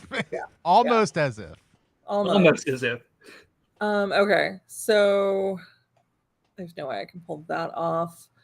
Yeah, she's going to use magic to pull over the statue to try to get the statue to squish the human. Okay. How many? Well, okay. Roll your focus. That's what I'm worried about. I swear to God, I'm not lying. I rolled a 20. Excellent. And then, how many points of power do you want to use to pull the last head of the towards the? Okay, so my power points can be used with bones. Correct. Yep. So I have 9 bones, so that gives me 9 power points. Uh-huh. So I'm gonna use all 9. Okay. You can just describe how this last neck and head of she comes down and obliterates the one human that had the scepter. Yeah, it's gonna, because it was already melted anyway at the top. Mm-hmm. So it was a little bit loose anyway. So like suddenly this just big, huge amount of force just pulls it over towards the human and the golem. Can I hit the golem too? Is that? Sure. You can have part of the fragments hit the golem. Yeah, I want part of the fragments. Sure, why not? So yeah, like the statue's just gonna head straight over, and it's gonna land directly on the priest. Mm-hmm. And the priest is just going to splatter into chunks everywhere. So there's this spray of blood and bone that comes out for like bone fragments all over the place when the rock hits. And then the rock itself is going to kind of explode on impact. And there's going to be more shrapnel flying. Excellent. And then roll 3d8 for that. Okay. I did have to go look at your character sheet because you were like, it's bones. And I went to your character sheet and literally instead of having PowerPoints and a formula, it just says human bones. Yep. They are bones. I mean, it makes sense because it's the Edverkin bone collector, but I love it. Yeah, it's great. So I got a 7, 8, and a 4, so that's 19. You see, like the statue hits in a way that hit probably the best it possibly could to this golem. It knocks the golem sideways. They slam into the wall that's closest to the corridor that you came in and kind of get knocked down just a little bit. There's you'd think there would be blood coming out of them, but because almost all of the flesh and pieces that are sewn and magically fused together on this thing, it's more just like as rips and pieces come out, things are just kind of coming out. Like if you think of like in when the tauntaun is sliced open by Han, and all this just kind of weird, gross stuff spills out of every part that's been popped open or chunked open. It's just like oozing out, and this horrible, wretched stench fills the entire room. Before Skint can go, can everybody make a toughness test, please? Because of this horrible, wretched smell. 9. That's not good. Got a 9. Yeah. Fail, I guess. Yep. I get an unnatural 20. Excellent. I got a 2. Yeah. And Tony? 15. Okay. So for Kragan and Cherish, you are incapacitated next round for retching up anything that may still be in your stomach from the horrible smell that is coming from all the things spilling out of this golem. What is Jeez. Yep. What's Skint doing? So watching this unfold and also watching Kragan kind of take a step back, Skint's gonna kind of enter into their like battle mode. So like they kind of like bring themselves up and their like spine kind of cracks as they take this more imposing figure. They're gonna reach over and rip the tooth necklace off of Tali's neck, and then also grab their basilisk tooth, and in between, like with the stuff in their mouth, they're gonna look to Kragan and be like, "Oh, so that's what being strong looks like." And then just there's a human remaining, correct? Correct. Yep. And I'm just Please. gonna spit the just shrapnel that I took into my mouth at the human. So, Excellent. So the Bernadazzi is a shard chewer, so they can put things into their mouth, chew them up, and turn it into shrapnel and then spit it out. So roll your presence test to try and hit, because this is an aimed shot versus a strength. That is not good. That is a 5. So you can spend a favor to re-roll. Okay, we're gonna do that. That's still not great. It's a 9. I have awful. So the other I have thing, awful the other presence. thing you could do if you still have favors, you could re-roll again. You could also choose. I think you're supposed to do this technically beforehand, but you can spend I'm a okay. favor to lower the difficulty band by 4, which would essentially make that the equivalent of having rolled a 13. I will spend my last favor to do that because this Excellent. is supposed to be I just said my line. Okay, I gotta Yeah. make it. Badass. So as you do that, you spit the shrapnel out. It goes flying through the air. They had turned and they were going to start running out the opposite wall, but it starts going into the back of their back and their neck. Roll the damage of that. And that's a So gross. Did I have? Oh, hang on. D8. okay. I had a question about this. Just rules clarification. So on a fumble, you swallow sharp bits causing D6 internal damage. What fumble roll is that on? Is That's if you roll a I- 1. Right. A 1 on my presence or a 1 on my damage? Presence. Oh, okay. Yeah. Just wanted to make sure. Sure. I got 4. Excellent. You see them like get little shrapnel bits chunked into them. They get hit in the back and they turn. But they are not dead. Not yet. As they do that, they run. So the door you came in on your side, there was a matching one on the other side, and they run out of that door and they shut the door behind them. The golem, on the other hand,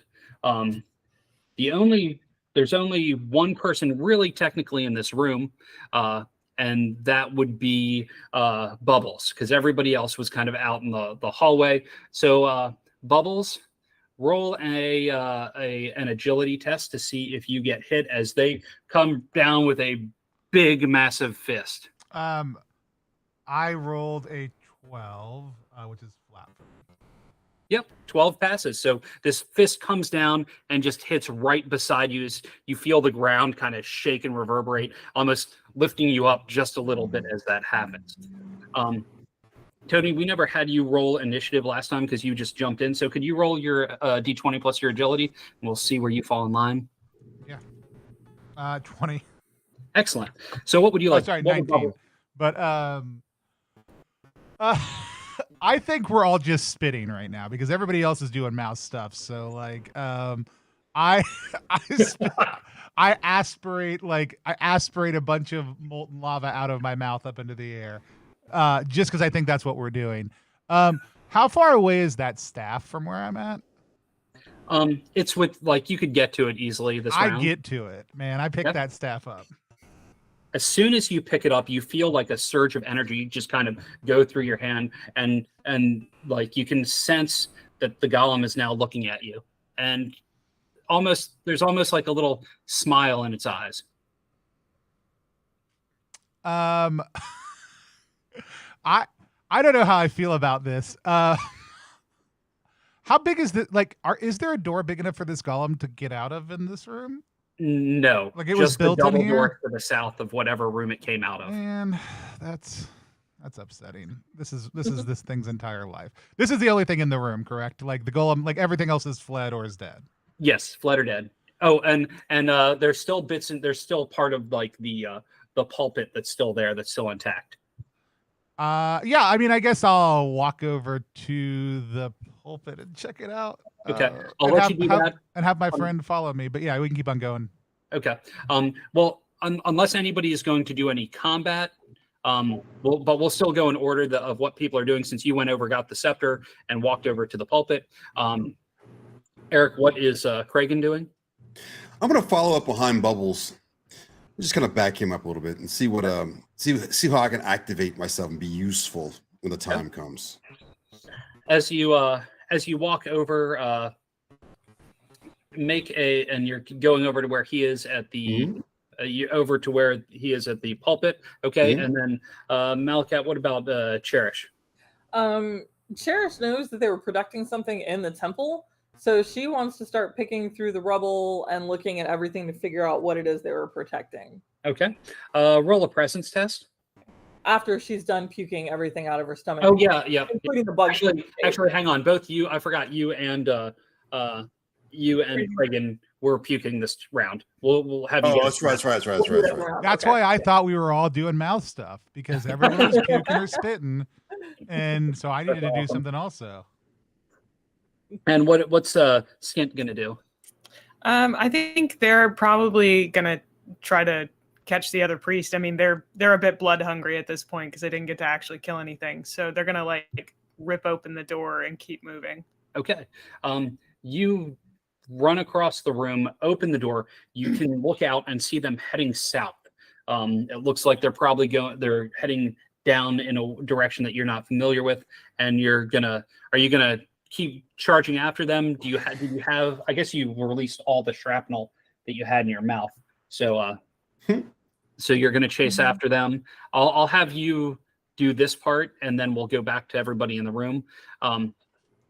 You run down there. They get down to almost near the bottom of the hall. It looks like it's about to dead end about 15 feet before that.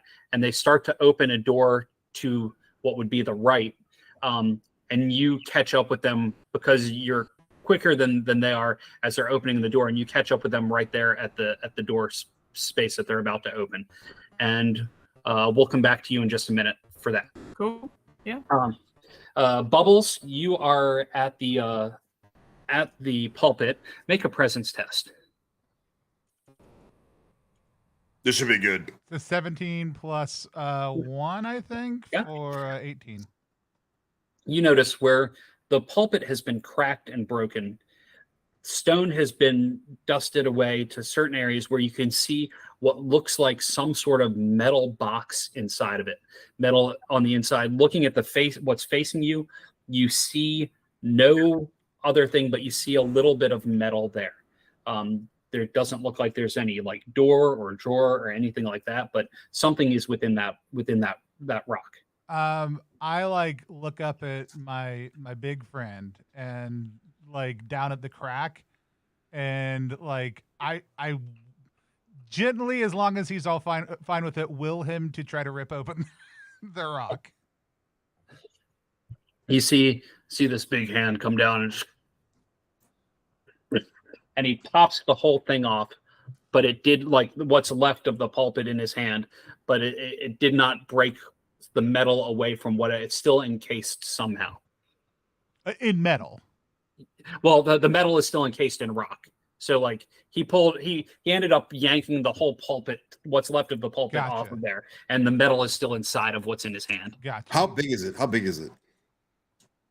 It's probably like, I don't know, about 4 feet. What's left is probably about 4 feet wide by like 2.5 feet tall. And is it Super still heavy? encased in rock? Like, oh, this is metal and rock fused together, or is it encased in rock? Like, oh, we didn't clear all the rock off of this thing. It's like it would have been like somehow rock was formed around it. Gotcha. And the part of it was It looks through the encased. wreckage. It looks encased, except for that's what I want to make. Exactly. So Eric, what's Kragan doing? I'm trying to size this thing up. So like, is it like so heavy where you couldn't carry it? Like he has that big creature has to hold it, or Probably so, or you have to find a way into it, one or the other. command him to drop this thing. I want that box. I think Bubbles turns to look at you, but like Bubbles is kind of new at this whole sharing a mind with a creature thing, and so the giant golem looks at you also too, and Bubbles still just looks totally like soft-eyed, like curious. The golem looks very pissed. Don't give me that mealy-mouthed nonsense, Rockman. Command your beast to drop that box. Yeah, I don't know that I'm going to do that right now. Anyways, it's great that he said it though. Give me a second to think. You can pass the spotlight to somebody else though. And then Cherish, you were going to look around the room and see what you could find. Well, she was going to, but then she realized the box is what she was trying to find, so that's what we need to get into. So while those two are messing with the box, she's going to try to get bones from the bodies of the 3 priests. Okay. As you're going around and looking at the bodies and trying to find bones and how to get out of them, you notice that all 3 priests each have on their inside left forearm a strange branded key on their forearm. It's puffed up and like larger, like dimensional off of their skin. She's going to carve that off of one of them. Anything that's important? Carving it off, the skin peels away, and there's actually a key made of bone inside of there. Oh, nice. She's absolutely going to take that. Okay. And then we'll jump back over to Skint and what's going on with the human there. So you get cool. to them. So I'm like running down the hallway, and here's what I would like to happen. I'd like to take a running jump, take both of my teeth, and stab him into the door. Excellent. So I'm going to have you do 2 things just because it seems like it'd be fun this way. Make an agility test as you're leaping through the air, because if you do the agility test well, then I'm going to allow you to do extra damage because that seems like fun. So roll that. Okay, that's a 16. You leap off through the air. Roll a strength test for the actual attack. That's an 11. I'll use my last favor point to lower the Excellent. difficulty. So by 4. the favor bumps it. You come crashing down. Do you want to describe how you kill this human? Yeah. So I've got one long tooth, which is a basilisk tooth, and then the other one I don't know what it is, but it's not as long. So I'm like kind of got him like this, and then I just crunch him through the ribs straight into the door and pin him, slightly above foot height. Excellent. Like Nicely where he's done. kind of not touching. So, and then, that's when I take a deep breath and I'm like, okay, we're good. So awesome. Okay, so they are now dead. We're going to go back to the other room. Tony, what's Bubbles doing? I feel like I want to, if we can, Mally, does your character have a plan with these keys already forming or not?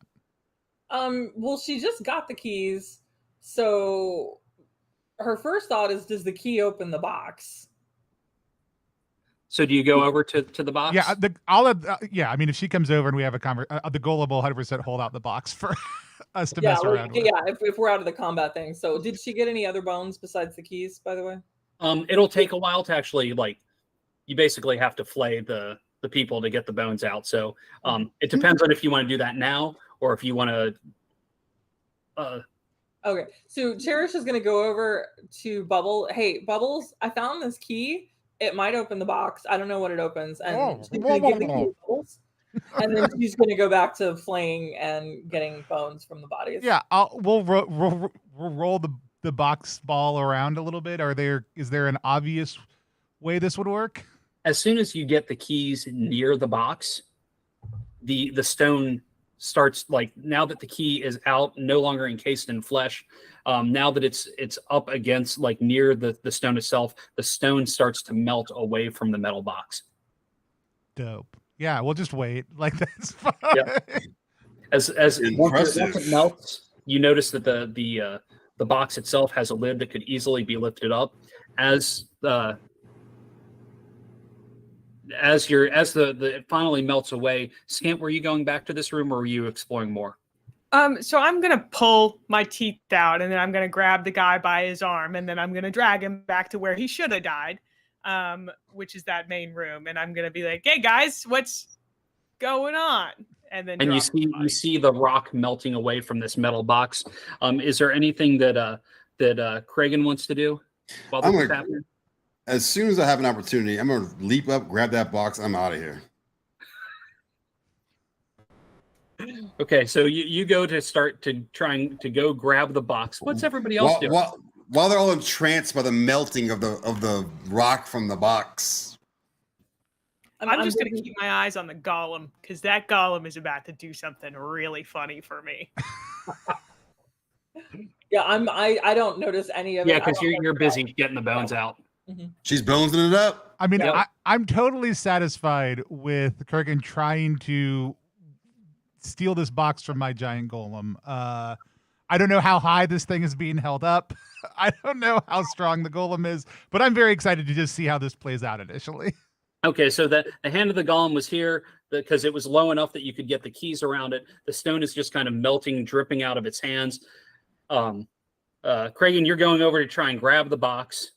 Hey, box like. Yeah, grab the box. Make an agility test to try and grab the box. Okay, let's see. Where's my d20? 8. Can I use a favor on that? Yes, you can. So Okay. you just want to shift it to a 12, or do you want to re-roll it? I want to shift to a 12. Okay. You grab the box, start to rip it, and take it out of the hand of the golem. Roll a d6, I guess. 4. Okay. What would you like to do? I want to grab the box, like, take the football box, and I'm gonna like run out of the room with the box. The way you came in from? Yes, all the way out. Okay. Okay. So you're running out of the room. Cheese it! And I just start trucking it. Okay. What is everybody else going to do? He does know he's like the slowest one here, right? Guess we'll find out. I'm gonna. By the way, welcome Dazzler Cat. Thanks for the dazzling raid. Thanks for hopping in. We're playing the Molt, which is a mork borg compatible subterranean alternate setting by Brian Colin, who's GMing for us. You can go check it out at ttrpg.link /moltKS if you want to. I'm just gonna cause let's see, there's like stone all over the place, right? At this point, and like we've shattered a lot of stone at this point. Yeah, there's lots of stone rubble all over the ground. Yeah, great. I love it. I'm just gonna cause a piece of that stone. I'm gonna try to cause a piece of that stone using my last PowerPoint to just whip up, or like as he steps near one, just for it to reach out and like slam his foot to the ground, like just surge over and sticky foot him for a second, maybe tripping. We'll see what happens. That is an 18 + 2 for a dirty 20. I'll allow it. I'm not gonna roll against that. Boom, and Kragan falls to the ground as the rock trips him up. The metal box sliding across the ground. Curse you, Rockman! the metal box slides across the ground, it hits another rock and it opens up, and there is a ancient piece of paper that comes out of it. I'd like to step over Kragan and go to pick it up. Okay. You go over, pick it up. You see what looks like some sort of spell of some sort written on it. You know that this is an ancient writing by Fatuma, and that by reading it, you will have attained a trophy. Buckle in, boys. I'm going to read it. Excellent. Guys, As you read it aloud, you feel the ground underneath you shake tremendously. Each of you, your face starts to rip open just beyond one of your left eyes, causing a giant gash down it. An orange magical glow just kind of shimmers out of it, as though now you are marked as having achieved a trophy. But your footing is shaken, and you know that there is not much time before this temple sinks further down into the core of the planet. Oh man, And that's where we should probably stop it, right? buddy.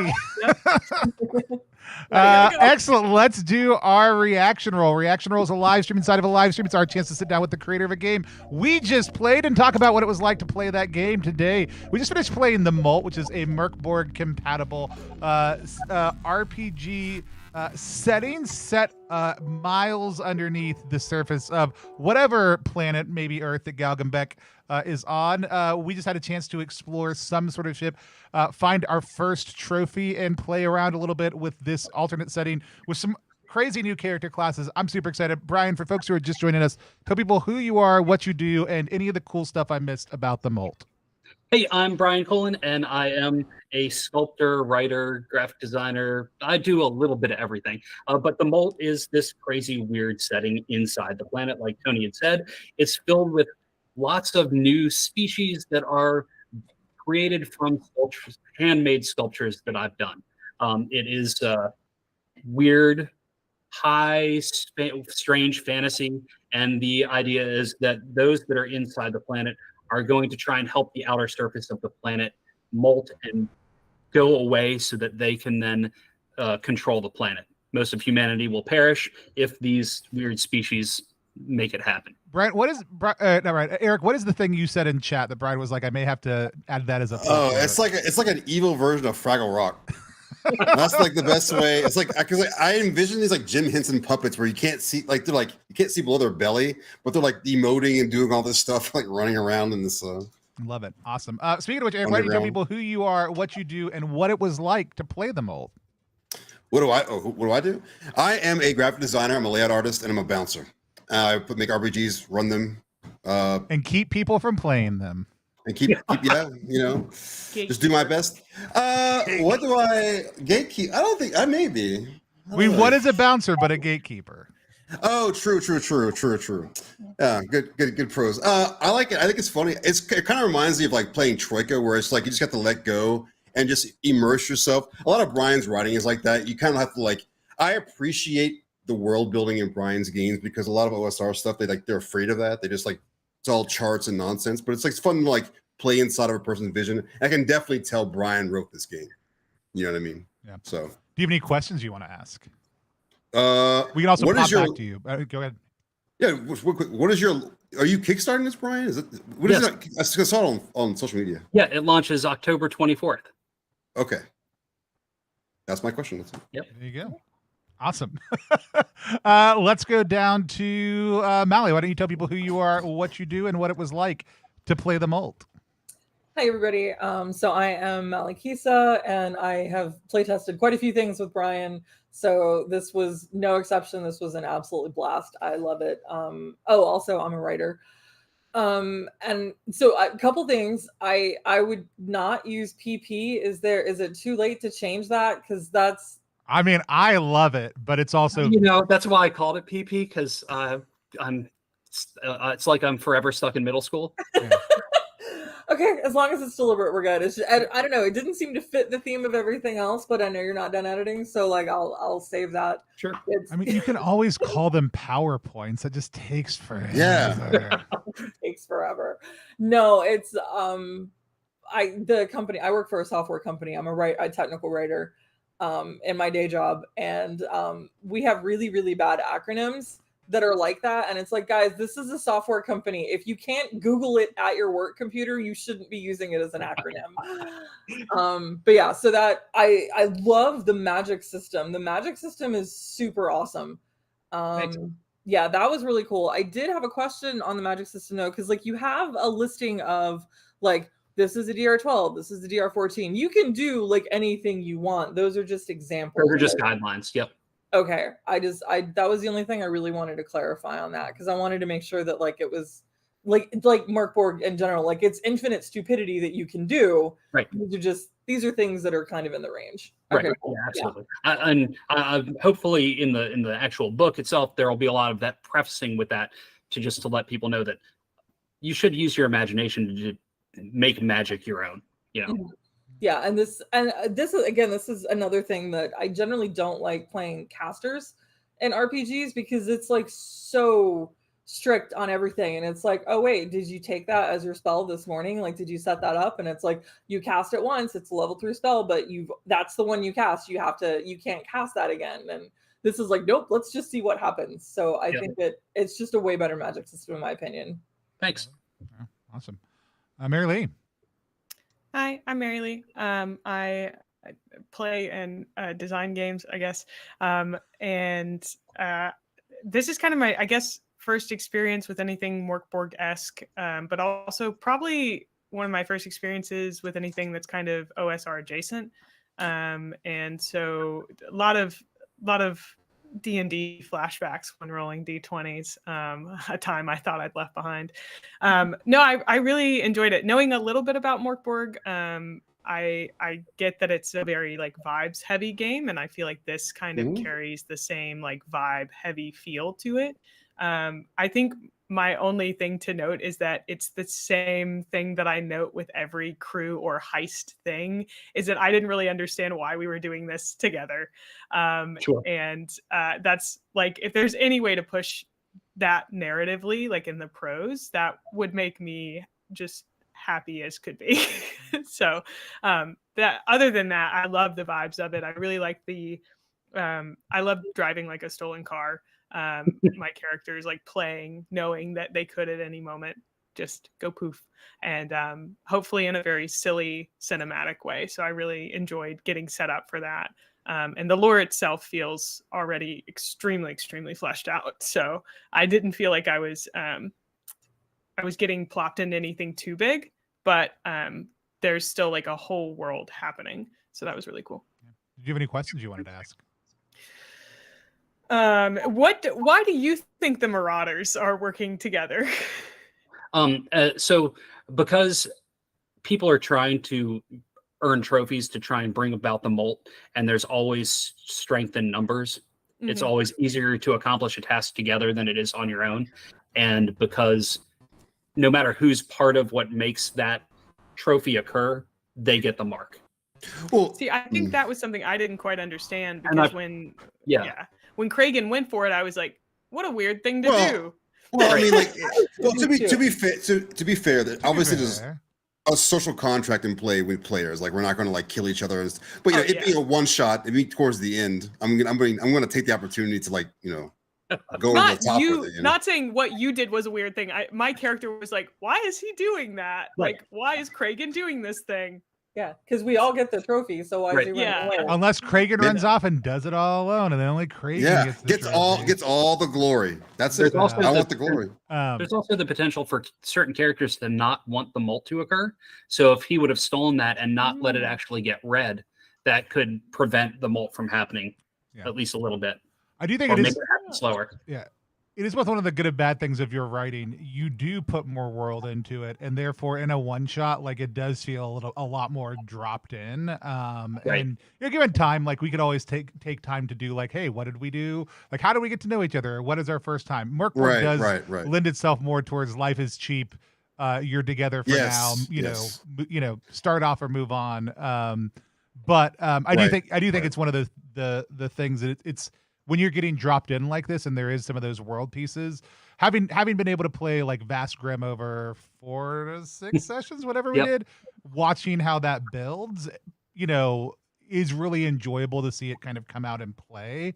But also you still have people who are sometimes just going to be like, I try to steal the thing and run off, even though we've been friends for the last 4 sessions. Yeah, I mean, but but Vascrim, they're like, you're surviving. Like, I don't like you people, but I have no choice because I don't want to die. Like, because you're being chased and like persecuted. But if we're in a heist situation and it's like, but again, it's a social contract thing. Like, if you talk to the players, it's like having evil players in D&D. It's like the right people can do that, but you have to all agree that you're going to work together towards a common goal. Otherwise, it's going to derail the game.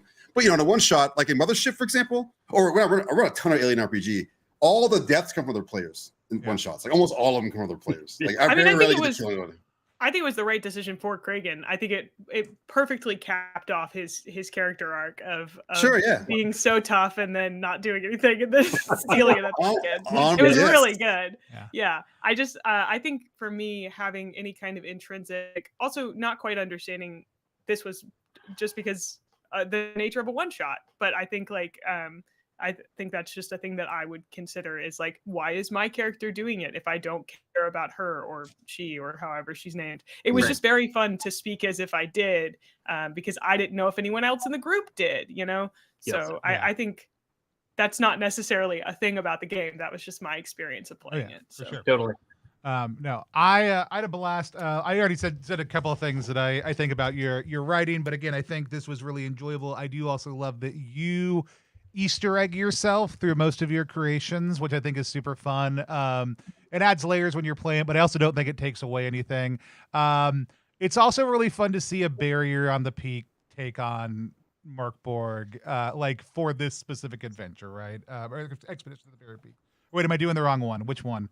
What's the one where there's the spaceship underground and Expedition to Barrier Peak. Yeah. Okay. Cool. I got it right. My brain's just tired right now. Side of a mountain. Yeah. And so it was fun to have that in a very different type of way. I love the character concepts. I did love being like, wait, you don't have PowerPoints, you just have bones. I love that there's a character type that just has a narrative. Can you get human bones or not? Right. I will be honest. I was trying with the character, like, okay, she's sarcastic. Like, I was working on the whole character building thing. And then when I realized how the bone magic works, I'm like, that's it. I just want bones. I don't care. I want to do bone magic, man. It was super fun. I continually am always amazed by, like, I actually think people think that Borg like rewards smart play, and it does, but really from a player perspective. Like, it's very easy to let your character do dumb things to put yourself in position to just pull off really big swings. Molt did that very, very well. I think in some of the core Borg stuff, you have to have like just the right scroll or have that one weapon or that, in order to make that happen. I think most of the third party stuff we see, but especially like Vast Grim, Molt, all the other stuff you've done, lean more heavily into letting people take those big swings and having big drawbacks. And I think that's kind of my big question is we rolled a lot of magic, but also in Borg, it's very much a thing where like, hey, if you do badly, things will go bad. And even like if you fumble on a 1, like for Mary Lee's character, like, and you swallow it, it's a D6 of damage, which is instantly going to kill a lot of characters, especially with no armor save because it's inside you. When magic goes wrong, what happens? There is an unhinged magic chart that I did not share with you guys. Okay. And I think I'm going to adjust it so it's not just on a 1. I think I'm going to bump it up because the magic is so powerful. I think I'm going to adjust that so I'm not sure exactly. It may be. I feel like even a 4 or lower, or possibly even a 5, like a 20 to 25% chance. Yep. Feels right, especially with Borg. But again, like favors can save you from a lot of the worst of things. Totally. So, can we roll a dice? And do you have numbers on that chart yet? Can we roll a dice? Yeah. Let me just grab that real quick. I love the name Unhinged Magic. Yeah. I will be honest, I kind of want to fumble. I wanted to fumble mine because like everybody else was mostly hurt. We were pretty much good. And I'm like, I want to know what this fumble looks like. So currently, and I'm still writing this out. I currently have a D4 for each of the types of magic. I love it. So And I'm going to build that out more. And then I'm also hoping, third-party folks might add and create new unhinged magic charts because it seems like a fun one. So give do you want to me do a it three. on Give me a 3 on elemental because that's what my character was using. the element that you are trying to manipulate within a 10-foot radius gets sucked through a tiny dimensional tear the size of a quarter that disappears as soon as the elements are gone. Love it. So you just create a void of whatever that element is on a spot. Sweet. Yeah. Yeah, no, I was like, I'm sure Brian has an answer to this. I have to know what happens because you've created far more of that freedom, which then means like, okay, how are you consequentially balancing that, for whatever that looks like in play. Right. But yeah, I love the big swings. Let's just do. I love kind of the different pieces. Always love getting to see what kind of weird sculptures you've come up with for different. So very excited to see it. I think we're doing a video on this one, so you guys will get more of my thoughts later on. But I had an absolute blast. Anyone else have any other thoughts or any other questions they wanted to ask? Game Hole Con, who's going?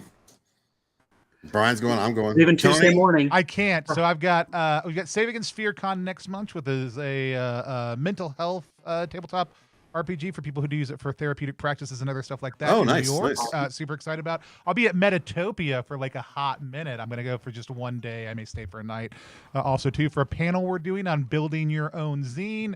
And then we'll be at PAX Unplugged. That's our next big convention. And right next to, and technically in the same booth as Pelle and Johan from Stockholm Cartel. So we're excited to be hanging out with them nice. all weekend long at PAX Unplugged. And so they're coming in for that. But yeah, super excited about that. We also have some great streams coming up. I don't have promotional graphics for most of them, but Keegan is actually planning a week of streams during Spooky Week leading up to the 31st. So we do not have one on the 31st. It's basically the 26th on. We've got different streams happening every single day here on Plus One EXP with different folks.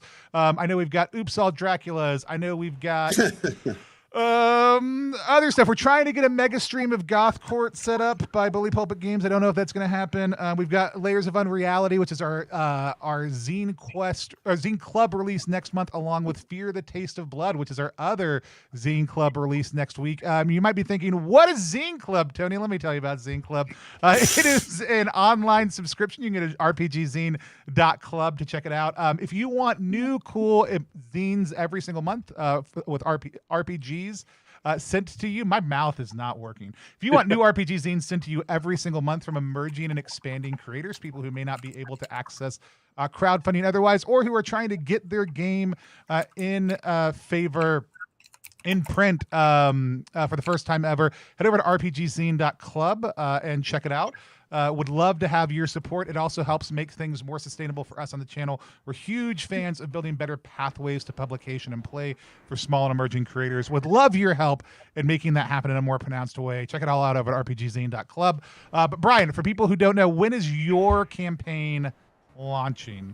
It launches October the 24th, Tuesday, October the 24th at 9 a.m. Eastern time, as long as I make that 14 to 16 hour drive home Monday in one stretch to push that button.